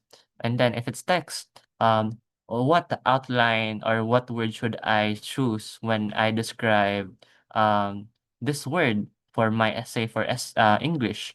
So yun, use it as a partner. Be part of the process. And then boost efficiency and productivity. It automates repetitive tasks like writing, summarizing, and coding. It saves time for educators, students, and professionals. So there are many apps for you to use such as Gizmo to create flashcards for you to study. Merong mga other AI to create study guides for you and also AI that reminds you of your tasks. So maraming paraan para mas mapabilis yung mga kailangan nating gawin so that we can focus more of our time to something that is more important for us. Next, personalized learning and assistance. The more you use AI, the more it adapts to you. Parang mahuraga if nanonood kayo ng JJK. So, it will learn from how you use it. No? Nakakagets yung lahat. Yes. So, parang mahuraga si AI. It learns from you. No? The AI will learn how you use it. What do you mean, kuya, na para ba siyang mahuraga? No? The more you use AI, the more it learns from you. So when you use AI, again, it will try to ensure that it will give you what you need, no? So para bang let's say that you use AI last time and you wanted it to answer directly. So when you use AI again, possibly the AI will provide you a more direct answer. Yon, it personalizes for you. So parang mahuraga. So kahit kahit papaanong ilang cut or sleeves ni Sukuna, na-understand ng AI. Then, supports multimodal capabilities. It works across text, speech, and visual formats for diverse applications. So, as I mentioned earlier, AI can see, AI can hear, AI can understand. So it can take on text, speech, and visual formats that you can provide to provide context. Now, let's learn the weak points of generative AI, accuracy and misinformation issues. So, AI can generate incorrect or biased information, and it always need fact-checking before use in education and research. So, what do you mean, Kuya, by this? So, for example, as earlier, someone said na research and also for studying. So, when we try to use AI, let's always try to fact-check everything. Let's do our own research para maintindihan natin kung tama nga ba 'tong binibigay ng AI or is this false? So that we can ensure when we try to submit our output to our teachers, we provide the best output and is also accurate. Kasi what if nagpagawa lang kayo ng essay patungkol ni Jose Rizal tapos hindi mo naman binasa tapos ang sinabi dun, ang sinabi sa essay ng AI, si Jose Rizal na, pumunta sa langit. So yun, gamitin ng tama yung AI. So, always, check for accuracy kasi baka mag-hallucinate yung AI. Then, ethical and bias concerns. Nandito naman yung word na bias, right?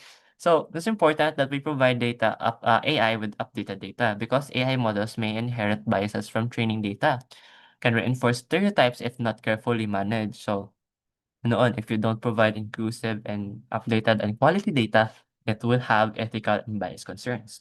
Then, dependence and over-reliance. User may rely too much on AI, reducing critical thinking skills. So, as I mentioned earlier, the more we use AI to create our PubMats or to create our essays, the more we will lose our skills. Not just critical thinking, but also the skill to write, the skill to create design. Before AI was made mainstream by everyone, people used to learn how to use Photoshop to create unrealistic images. And nowadays, by just a click of a few sentences, then you can create your own meme, right? No, there's so many AI slop nowadays, such as Tongtong Sahur, Crocodilo, o yung mga Crocodilo or kahit ano pa yun. So, there's also a risk of plagiarism in academic setting. So, if we use too much AI, especially in research, there is a chance there is plagiarism. Because again, as I've mentioned earlier, AI is a copycat. Para lang siyang classmate na nangongopya sa answer mo pero nag-paraphrase. Yun lang. So, make sure that how you use AI, you should ensure that it is accurate. Next, security and privacy and security risk. AI tools may collect and store user data, raising privacy concerns. So sensitive information should not be shared with AI systems. So wag na wag mo ibigay yung information mo kay AI, no? Do not provide your personal information. That is the number one rule in the internet. Do not share your information. So wrap up. When to use generative AI? Generative AI is a powerful tool, but it should be used responsibly. So para bang mahuraga lang, use it responsibly. AI boosts creativity, efficiency, and accessibility. But AI lacks human reasoning and can be biased or misleading. So use AI as a helper, not a replacement, but always verify information and apply critical thinking. So we're done with that. We proceed to the next section, section 2. Are we all good? Okay pa ba tayong lahat? Hindi pa tayo nababore? Alright, let's now proceed. I'm glad with the active participation, no?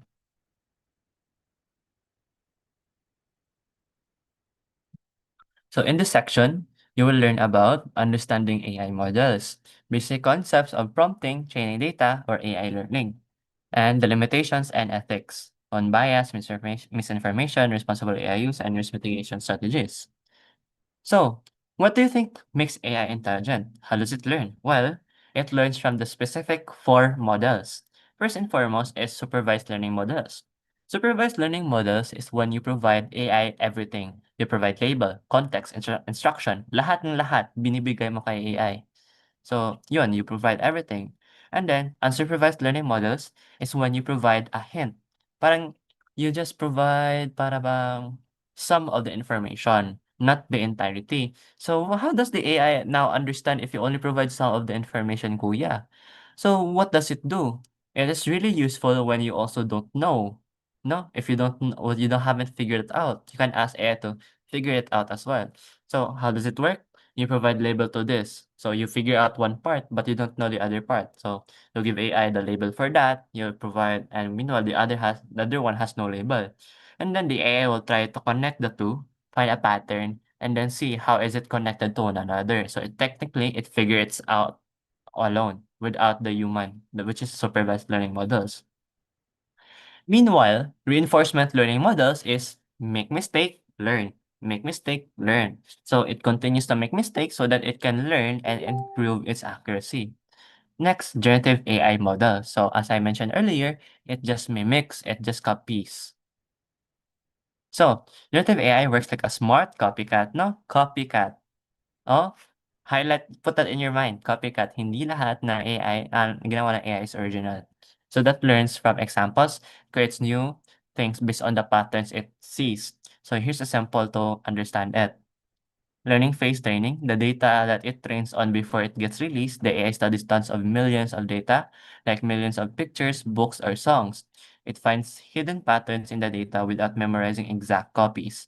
And then, generating content. When you give it a prompt, it uses what it learned to create something new. It doesn't copy, but combines the patterns to produce using unique text images. So it combines learning phase and your prompt to create something new, and then it improves over time. The AI keeps getting better with feedback. If a response is wrong or biased, developers adjust the training to make it accurate. Now, here are the basic concepts of prompting, training data, and AI learning. Prompting is when you communicate with the AI, the method of interacting with generative AI. by providing textual, visual, or audio inputs to guide output generation, and then training data. The dataset used to train AI models, which includes vast amounts of text, images, or structured data to enable learning. And then AI learning, the process through which AI models refine their understanding through pre-training, learning general patterns from massive datasets, fine-tuning, excuse me, fine-tuning, adjusting the model for specific applications to improve accuracy and relevance, and reinforcement learning from human feedback, enhancing AI models by integrating human feedback into learning. So pre-training, so the training it does with the manufacturer, the company, fine-tuning, it's by specifically giving it a specific task to be good at. So merong iba't ibang AI, good at code, good at math, good at text, good at images. Reinforcement learning, as I mentioned earlier, make mistake, learn, make mistake, learn. Now, what are the limitations and ethics? Again, bias na naman.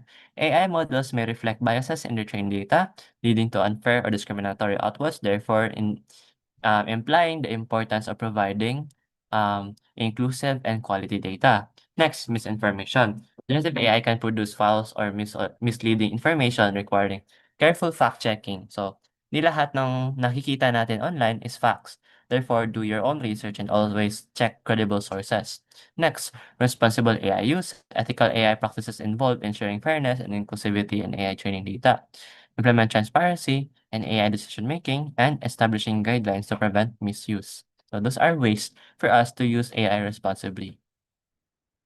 Now, what are the risk mitigation strategies to minimize the risk associated with generative AI? So again, you should use high quality data, create diverse and representative data sets to reduce bias. Bias na naman. Implement AI auditing. Regularly evaluate AI models for fairness, accuracy, and ethical compliance. Merong merong iba't ibang AI good for specific tasks. Then, human in the loop system. Ensure human oversight and AI-generated outputs, particularly in sensitive areas like journalism and healthcare. Bakit naman journalism and healthcare, kuya?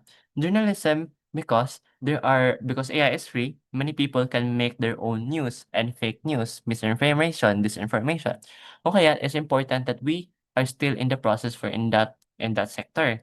Kasi if we don't regulate it, then fake news can rapidly spread and people will be misinformed. And then healthcare.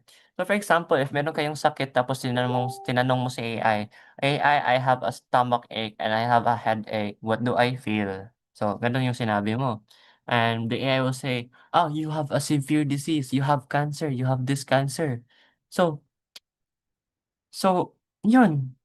You believe you have cancer and you did the advice that AI said that you should do this. And you had only a simple disease, but it made it worse because sinunod mo yung sinabi ni AI. So, but also, I would like to also highlight that you can still somehow trust AI, but dun, from my example, you just said that I have this feeling. But if you provide more examples, more context, no? If you had like, I have a headache for the past 3 days and also stomach ache. I've eaten proper food regularly. I did this and that. Mga basic questions na tinatanong mga doktor. If you provide that much information, then I guess somehow AI can be accurate. But then again, we should always go to the right people, the professionals, mga nurses and mga doctors para sure na tama yung ating ginagawa, hindi yung sumusunod lang tayo ng sinasabi ni AI. Next, develop AI literacy. So this session the purpose is to develop AI literacy, educate users on understanding AI-generated content and recognizing potential risks. The more people who understands AI, the more we can use AI for good. That is just how it works. If more are educated about AI, then for sure we can solve the problems that we face today with AI. Next, for a while. Content creation versus decision making. Generative AI creates new content, meanwhile other AI focuses on analyzing data to make decisions. In training approach, generative AI learns patterns from large datasets using deep learning models. Next is traditional AI models use statistical analysis or rule-based system, yung mga regular programs, mga code, walang AI. Now, applications. Generative AI creates text, images, and music, meanwhile other AI predicts trends, assists in robotics, and enables self-driving cars and analysis. So wrap up for this section, understanding generative AI is crucial as it becomes more integrated into daily life. While it offers vast opportunities, addressing ethical concerns and mitigating risks ensures responsible and beneficial use of AI technology. So we're done with section 2. So we're almost done, everyone. We proceed to section 3. And after section 3, I'll be teaching you how to have your own account on AI Class ASEAN so that you will learn more about AI. And then we proceed to Q&A later on. And then after Q&A is mga quick reminders. And then I believe we will be ending around 3:30 or 3:20 if we finish it faster. So kaya pa?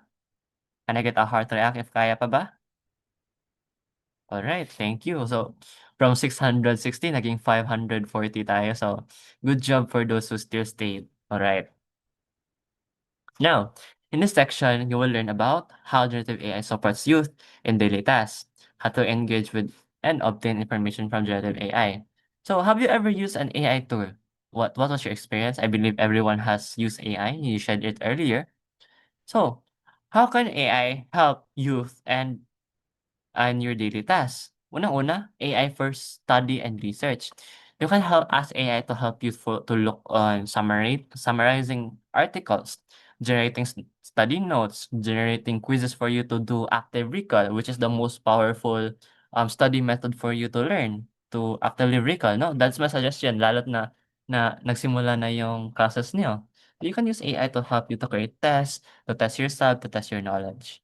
Then, AI for time management and planning. There are smart to-do lists and AI calendars that you can use nowadays to remind you of your deadlines and tasks. Para hindi kayo lagot kay teacher kapag late kayo, so that you can have an AI that reminds you with your tasks. Next, AI for content creation. Baka may gusto dito maging YouTuber or Instagrammer or TikToker. So you can ask AI to help you with those tasks such as content management, writing, designing, and video editing. But then again, keep in mind, use it as a partner, suggestion, and commenter, not entirely replacing you on the process. Next, AI for growth career. So by attending this session, you are growing yourself. No, by showing up in this session, you are learning. You're becoming a better version each day. So it helps in resume building, interview prep, and networking. So, problem scenario. No, Paulo, a college student, struggles with time management and often misses deadlines. Step 1, use AI tools to create an AI-powered study planner. Step 2, input your deadline and task and let AI generate an optimized study schedule. And set AI-powered reminders for upcoming exams. So, we will be now doing this activity, but quick wrap up. AI can help you with productivity, creativity, and career growth. Ethical and AI use and information verification are key skills to use them. So AI is a tool for human creativity and critical thinking remain essential. So we're done with the modules. So let me close this. And let me share then go back here. So good job everyone for those who still stayed. So now let's do the activity. Let's create an AI planner. All right, let me open Lovable.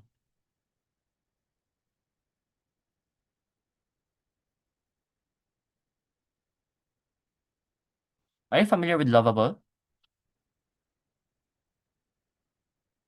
Can I get a thumbs up? So merong ilang may alam na.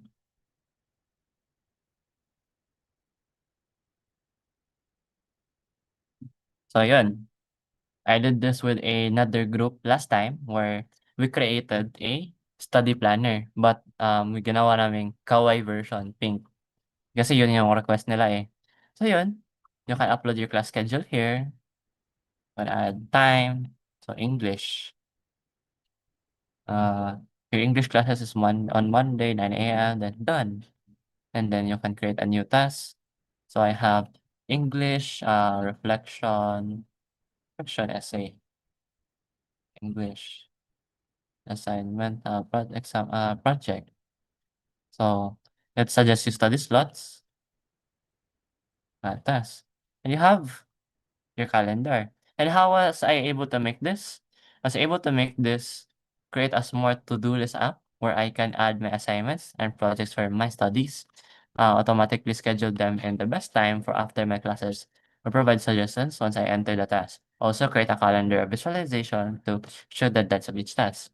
So without knowing how to code, I know I can now create my own app for me to help. So yun, no?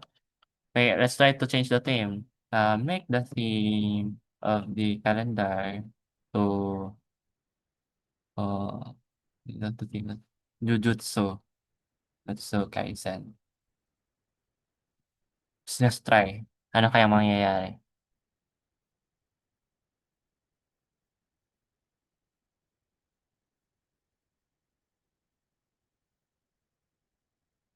So it's updating.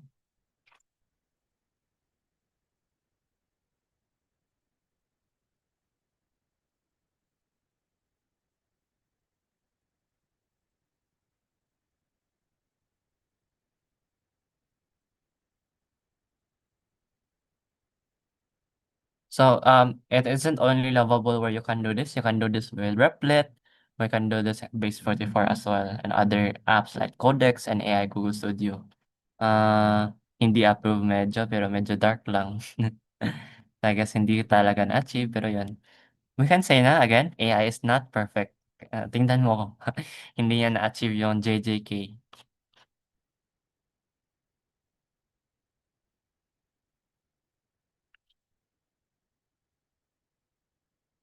Alright, I think that's all good naman. Let's just close this.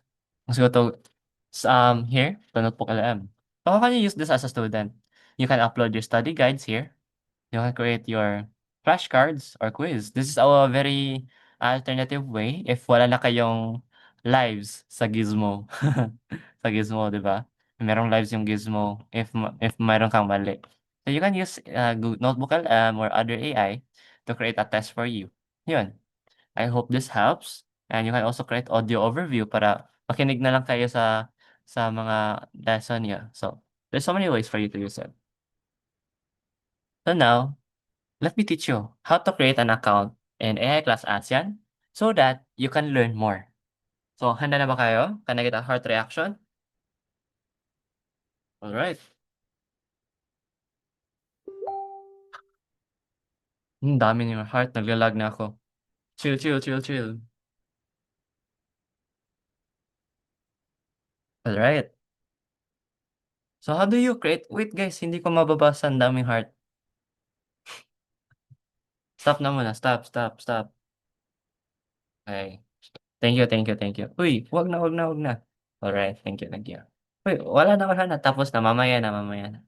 Alright. So, click login, then click register on www.aiclassasean.org. And then, hindi din tatapos yung in-emoji nyo. And then, you enter your referral code for SDO Quezon City, PDF P3 para for your creation of account. And then, once you submit, you verify your email address, and then navigate to the platform. Now you can access the modules. And how do you log in? I believe it's very easy for you, lalo't na mahihilig kayo sa tech. So, yun lang, submit email address, and click next and access the profile. And you can answer the courses. Then, you have an AI chatbot that helps you in the AI Class ASEAN discussion forum where you can discuss with other students from other ASEAN nations such as Thailand, Brunei, Singapore, Myanmar, Malaysia. And then you can also, once you complete a module, you receive a badge.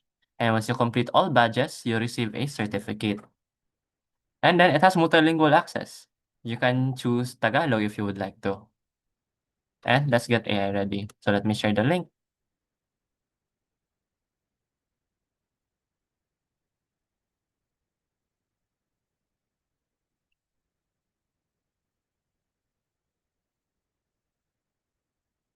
So for 2 minutes, I'll give everyone to 2 minutes to create their accounts. If you're done creating with your account, kindly raise your hand so that we can proceed to the next part.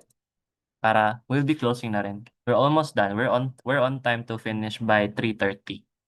So if you could cooperate, and we will be be ending soon. Para na din if gusto niyo mag-Roblox na.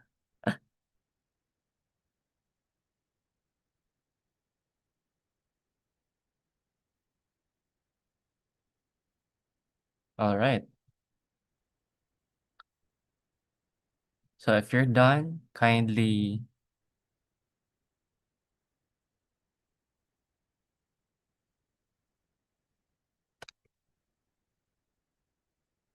raise your hand if you're done creating your A class ASEAN account. Alright, meron ng dalawang natapos. So let's wait for the others.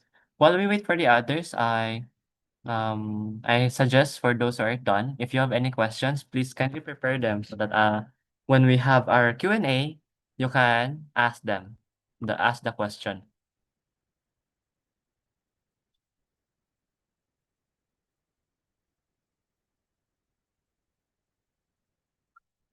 Right? Apat na nakagawa, 5 na. So let's just wait for others to finish before we proceed. So nandito rin pala yung mga teachers niyo, ano? Good afternoon po mga ma'am and sir.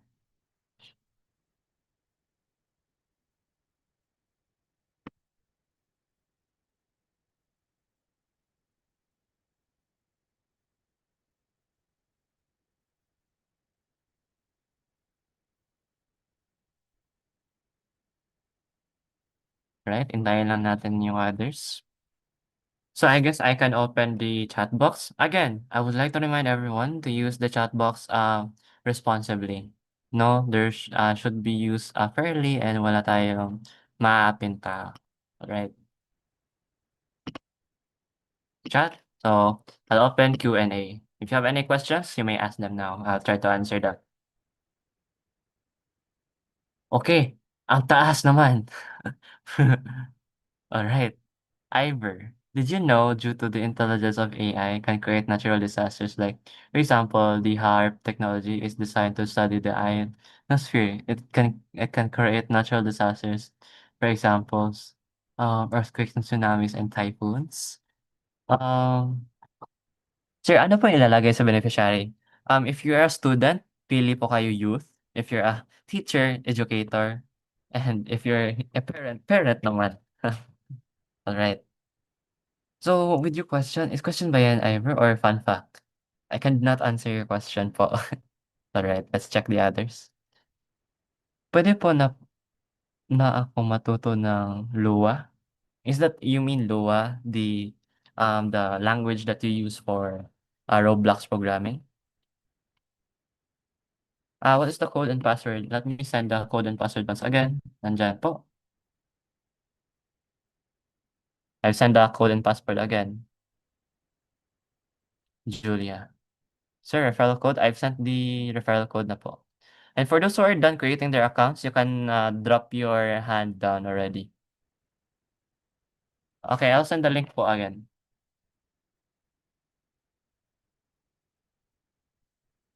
Sir, educator, ano yun? Educator is teachers.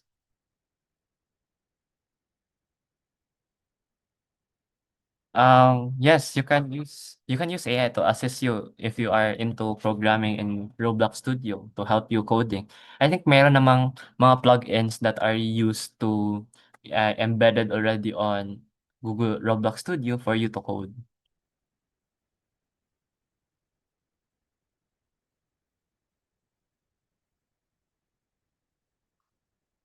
Sorry sir if baka may familiar po kasi sa heart technology. Oh, it's fine. No worries. Kaya ngayon ko lang yung narinig. Thank you for sharing, Ivor. Sir, if AI is like Mahoraga adapting to data, how can we make sure it doesn't over-adapt or copy bad human biases from the internet? Thank you for that question. Turn the wheel backwards. So, I guess may mga mahihilig talaga ng anime dito. How can we still regulate AI and ensure that AI is being used correctly? We can still use AI to by 'di ba, alam naman natin tayo yung nagte-train ng AI. We are the ones who are in control. We are the one who shape the future.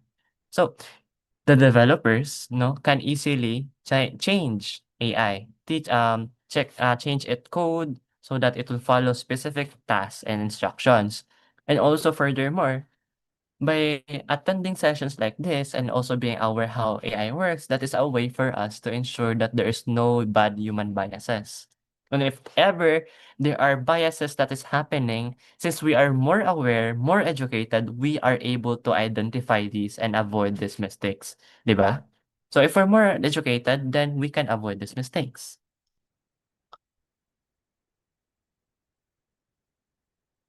Let me send the uh, referral code again para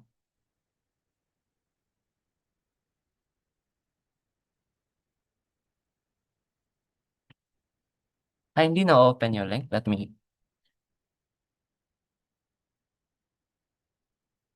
gumagana naman ata. Yes, it works naman. Let me resend the link.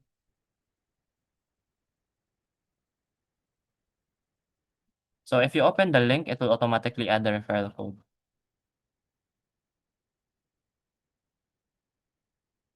Mahirap pa ba yung Lua? I haven't really tried Lua yet, but I believe meron namang maraming guides na makikita sa YouTube. So far, the languages I've tried is C, C Sharp, C++, and JavaScript, and HTML. Yun lang yung currently alam ko.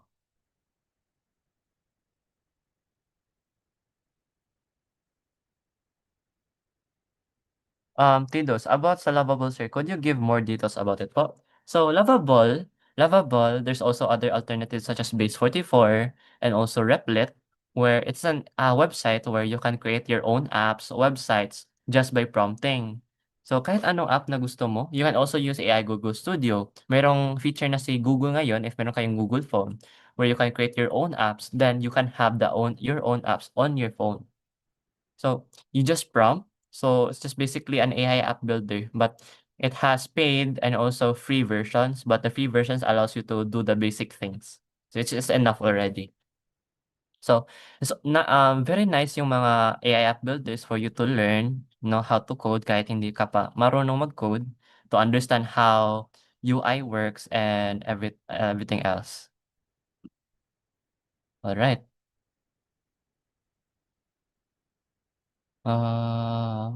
Sir, details. So, I hope I was able to answer your question, Tidos. Ano po ilalagay sa referral code, sir? Thank you po. Ang lalagay niyo po is PDFP3, all capital.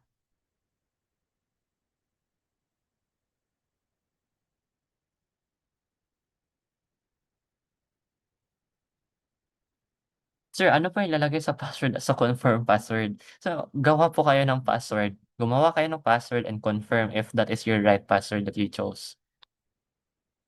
Sir, if AI is like Mahoraga, may curse energy po ba yung AI? Well, I guess so. Technology and data.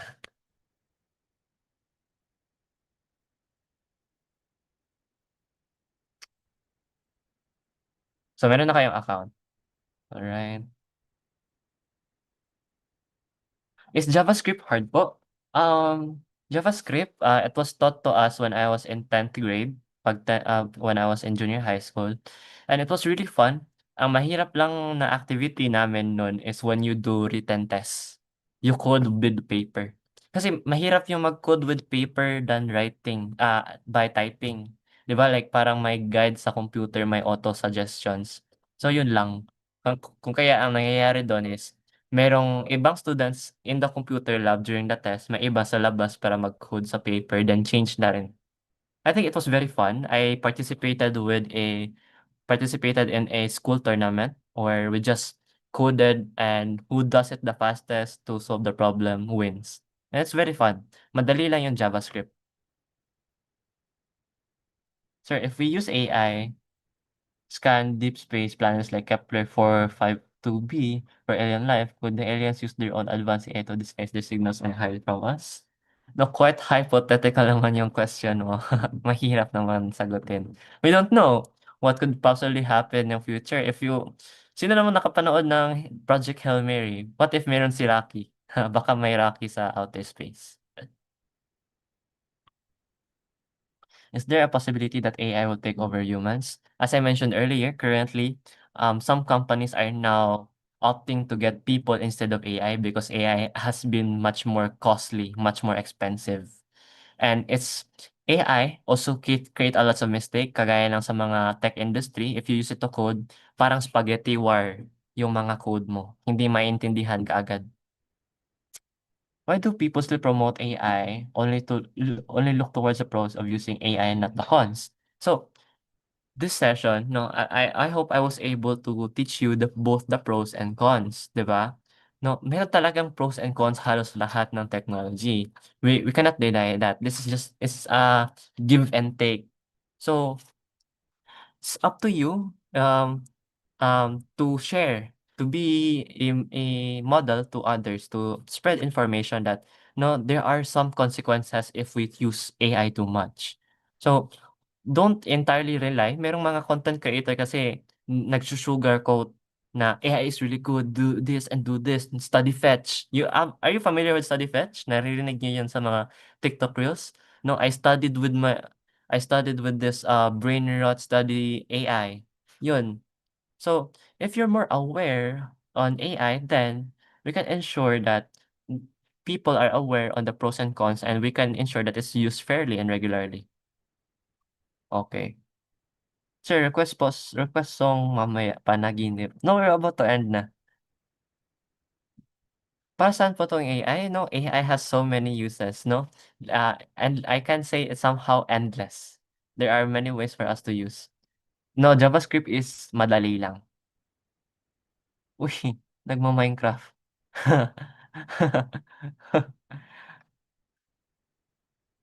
Okay, sige lang basta nakikinig naman ka ha. Parating na yung Sulfur Caves, eh. Handa na kayo dun? Tapos yung Minecraft Squared movie. Sir, is it okay nag-login ako sa Google? Use the referral code po. Paano po sir 'pag overwrite ng AI yung system ng people, meron pa bang backup yung mga developer? Yes, meron yung mga backup yung mga developer palagi. It's always a important thing to do. If you've heard the news about, Anthropic where one of its developers accidentally published their code to the public open source, kung kaya't nakopya yung code nila. So yun, it's very important to have a backup. So yun, yeah, tama tama po si Pyrite, yeah, be respectful in using the chat. Sir, kailan po kami magsa-start about astrology sa science? Anong grade po? I had it when I was grade 8 or 7. Yeah, grade 8 or grade 7. Sir, is it okay, nag-login ako sa Andre, if, basta't ginamit niyo po yung referral code. Um, Still unsure about that Paluga, Ivan, pero currently 'no, AI has been shown that it is much more better to have people instead of AI now because it has been very costly. Yes, Mitch. So tama yung sinabi ni Yuna is to learn how AI works so that more people are aware. Sir, kailan po kami I answered na, sir, required po bang gumawa? Yes, required po para matuto pa so that you can learn more about AI rin. Sige po, pang Minecraft server po puwede yun din po yun, 'di ba? Din po.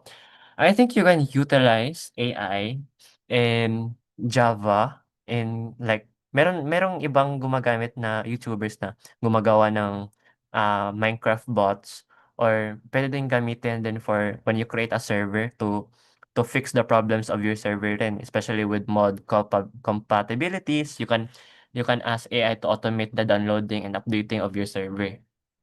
So, there's endless capabilities. Paano po sir na 'pag nag-overwrite? Yes ma'am, sagot ako na, I got a new account now after forgetting the password. Why do people only hype up the pros and cons and ignore the cons? Yes. So, that's why this session is important for you to learn both the pros and cons. Sir, is it okay still okay if I accidentally chose education? Yeah, it's fine. Rubik's Cube, I tried before pero I gave up. I might try again. Andre. Sir, nag-login po ako sa Google account. Yes, it's fine basta't nagamit niyo po yung, referral code. Did you use the referral code? Then it's fine. Athena, sir, is it true that AI use a lot of water? Yes, it's true. Tama. And people are trying to figure it out, finding alternatives how to fix that problem. As I mentioned earlier, merong ibang gumagamit ng wastewater, which then making the wastewater to cool down and also the wastewater to purify. So merong parang ganon na systems and others are looking forward to other alternative liquids. Can AI even smarter than human? Imagine they can read a letter than human can. I believe we've answered that question during the session that AI is not smarter than human. Sir, is making an account recordable? Yes. Sir, papasok na kami ulit bukas. Yes, good luck for your classes tomorrow. Alright. Sir, ang taas ng prices ng RAM. Oo, ang taas ng prices ng RAM. Sir, pwede pa send na ulit na link? Okay, na-send na yung link. Thank you, Maria Caitlin. Paano po sir 'pag na-overwrite or learn? Tapos ko na 'yan. Sir, may tips po ba kayo for now? Alam ko na nung programming language na talaga ko po, mag-code ay Lua, C++, Python, saka JavaScript. Lang may tips po kayo na languages na madali? I think you've covered some of them, but I think the most important, programming language that you should cover is C. The most, father of all, some say the father of all code. W for those who have elite ball knowledge. A is about air power, generative A, po ba yung harmful? Generative AI is not the only AI that is, harmful to the environment. Everything is harmful in the environment kasi generative AI and the other AI utilizes AI data centers, and AI data centers are the one who's warming um, planet. Sir, how is AI different from machine learning? As we learned earlier, AI, no, BASMA, na AI, the AI that we have today is machine learning. So, if you've tried yung mga CAPTCHA natin when logging in or creating account, yung mga identify yung traffic light, mga sasakyan. So, those were the ways that the companies are training AI to learn to create self-driving cars. So, machine learning yung tawag doon. You can um, find a lot of documentaries on YouTube as well. So yung Robots sa Invincible, advanced AI ba yun? Yes, yung mga nasa mga television. So ano password after po? Ikaw po gagawa ng password. Okay, okay, si Joros gusto nang umalis na. So let me check ano yung mga ibang tanong. Sir, is AI really helpful if it's in good use? Yes. Sir, is AI gets too smart, will it ever actually feel emotions or just fake them? I'm not sure. We have to see it in the near future. Paano po sir nag-overwrite? Okay, nasasagot ko na yan. Yes, I know HTML po. Is AI eatable? Of course, no. Sir, next song ng Iwan. Ano pa? What app is good for studying? As a Notebook LM, as I mentioned earlier. Also, ChatGPT, you can use almost all types of AI. Sir, anything about the end update? I'm not sure. Let's ask Mojang. Sir, makakasolve po ba ng Rubik's Cube ang AI? I think there is an AI that can solve Rubik's Cube. So, 'di ba may restrictions po ang AI, ma-restrict rin po ba rin ang kanyang abilidad makapag-adapt? Yes, there are, precautionary ways that developers are handling AI so that it won't do tasks that aren't supposed to do, to avoid problems such as, for example, if you try to ask AI about a very sensitive content, it will not answer it. So, para bang safeguard. Is it normal to use AI to correct grammar pero hindi ino-overuse? Yes, you can use Julian. Basta't hindi ka nag-o-over-rely.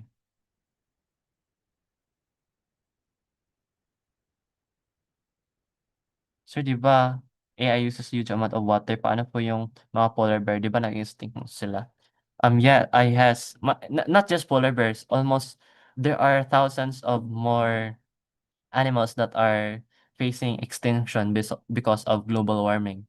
And we cannot really say that AI is the only reason that contributing to global warming, but also other problems such as plastic pollution, air pollution from vehicles, factories. So, yun. let's not be very, one-sided about it. Let's think it as a whole. Hindi lang AI yung rason bakit, nag-e-extinct yung mga creatures. Sir, may tips ba kayo now na alam ko pong language? Angelo, I recommend you to try Harvard CS50.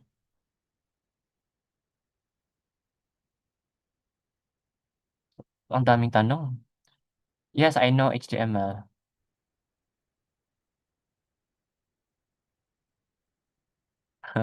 Naglaro talaga ng Minecraft 'no? Alright, ano pa? Ano pa? Alright. I think wala namang ibang tanong na. Let me just check. Huwag tayo diyan. Alright. Alright, I think we're all good. I hope I was able to answer. If you would like to ask any questions to me, you can, parang madami na 'to. I think we're too much na.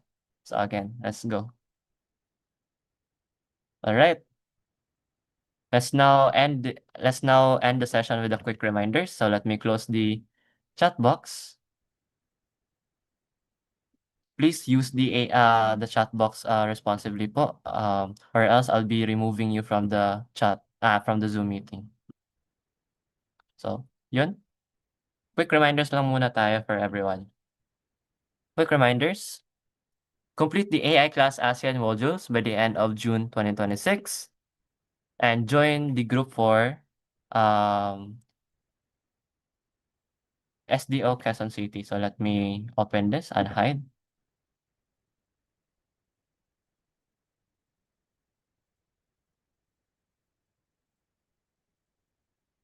Wait, mali yung link pala. Wait for a while. Dito pala. So let me just share. Kindly join the Facebook group for SDO Quezon City. And now, before with the post assessment, I would like to request everyone to turn on their cameras for a quick photo op. So, last photo op, turn on your cameras, and then we will be having our last assessment form for you to exit for your attendance.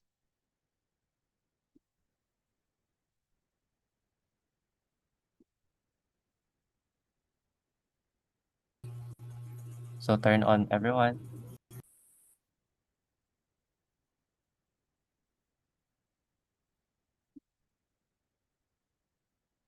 Alright, so handa na. Naka-on cam ng lahat. Alright, lower down your hands po. Alright. Lower, lower, lower, lower. Wag na i-raise yung hand para makita yung iba. Alright, so I think we're all ready. Please lower your hands po. Do not raise your hand. Do not raise your hand. Alright. Para mag-screenshot na ako. Alright.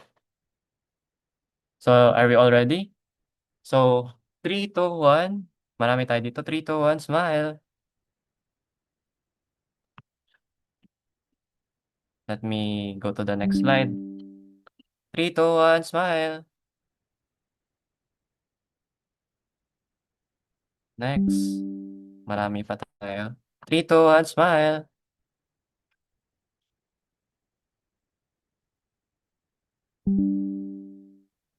Three, two, one, smile. Sige pa, meron pa marami. 3, 2, 1, smile. Grabe yung posing ni DI. Next, last picture. 3, 2, 1, smile. Alright. So we're all done. So let me now present the post-assessment form for you to exit afterwards. So if you would like to connect with me, you can add me on Facebook, follow me on Facebook, or Instagram kung gusto nyo. You can also follow Break the Fake Movement and also the ASEAN Foundation. So here is the post-assessment and attendance form. So let me share the link as well in the chat box. So kindly answer this post-assessment for your attendance as well, and then for your certificate. So you'll claim your certificate here po.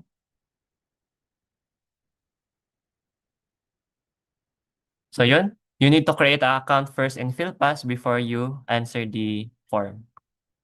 So I hope it's clear. Kindly please save all the links. Let me send all the links para makikita ng lahat. Once again, I would like to thank everyone for attending the session, no? That we were able to have a fruitful discussion.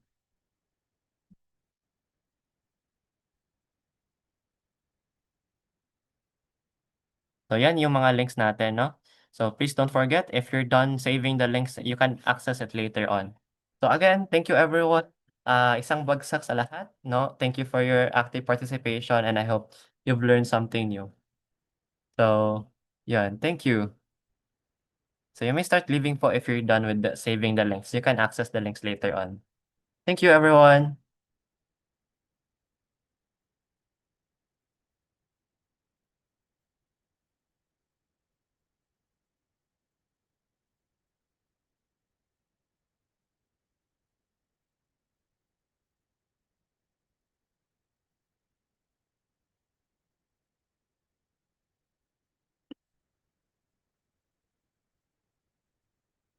You may start leaving na po after you save the links. Thank you.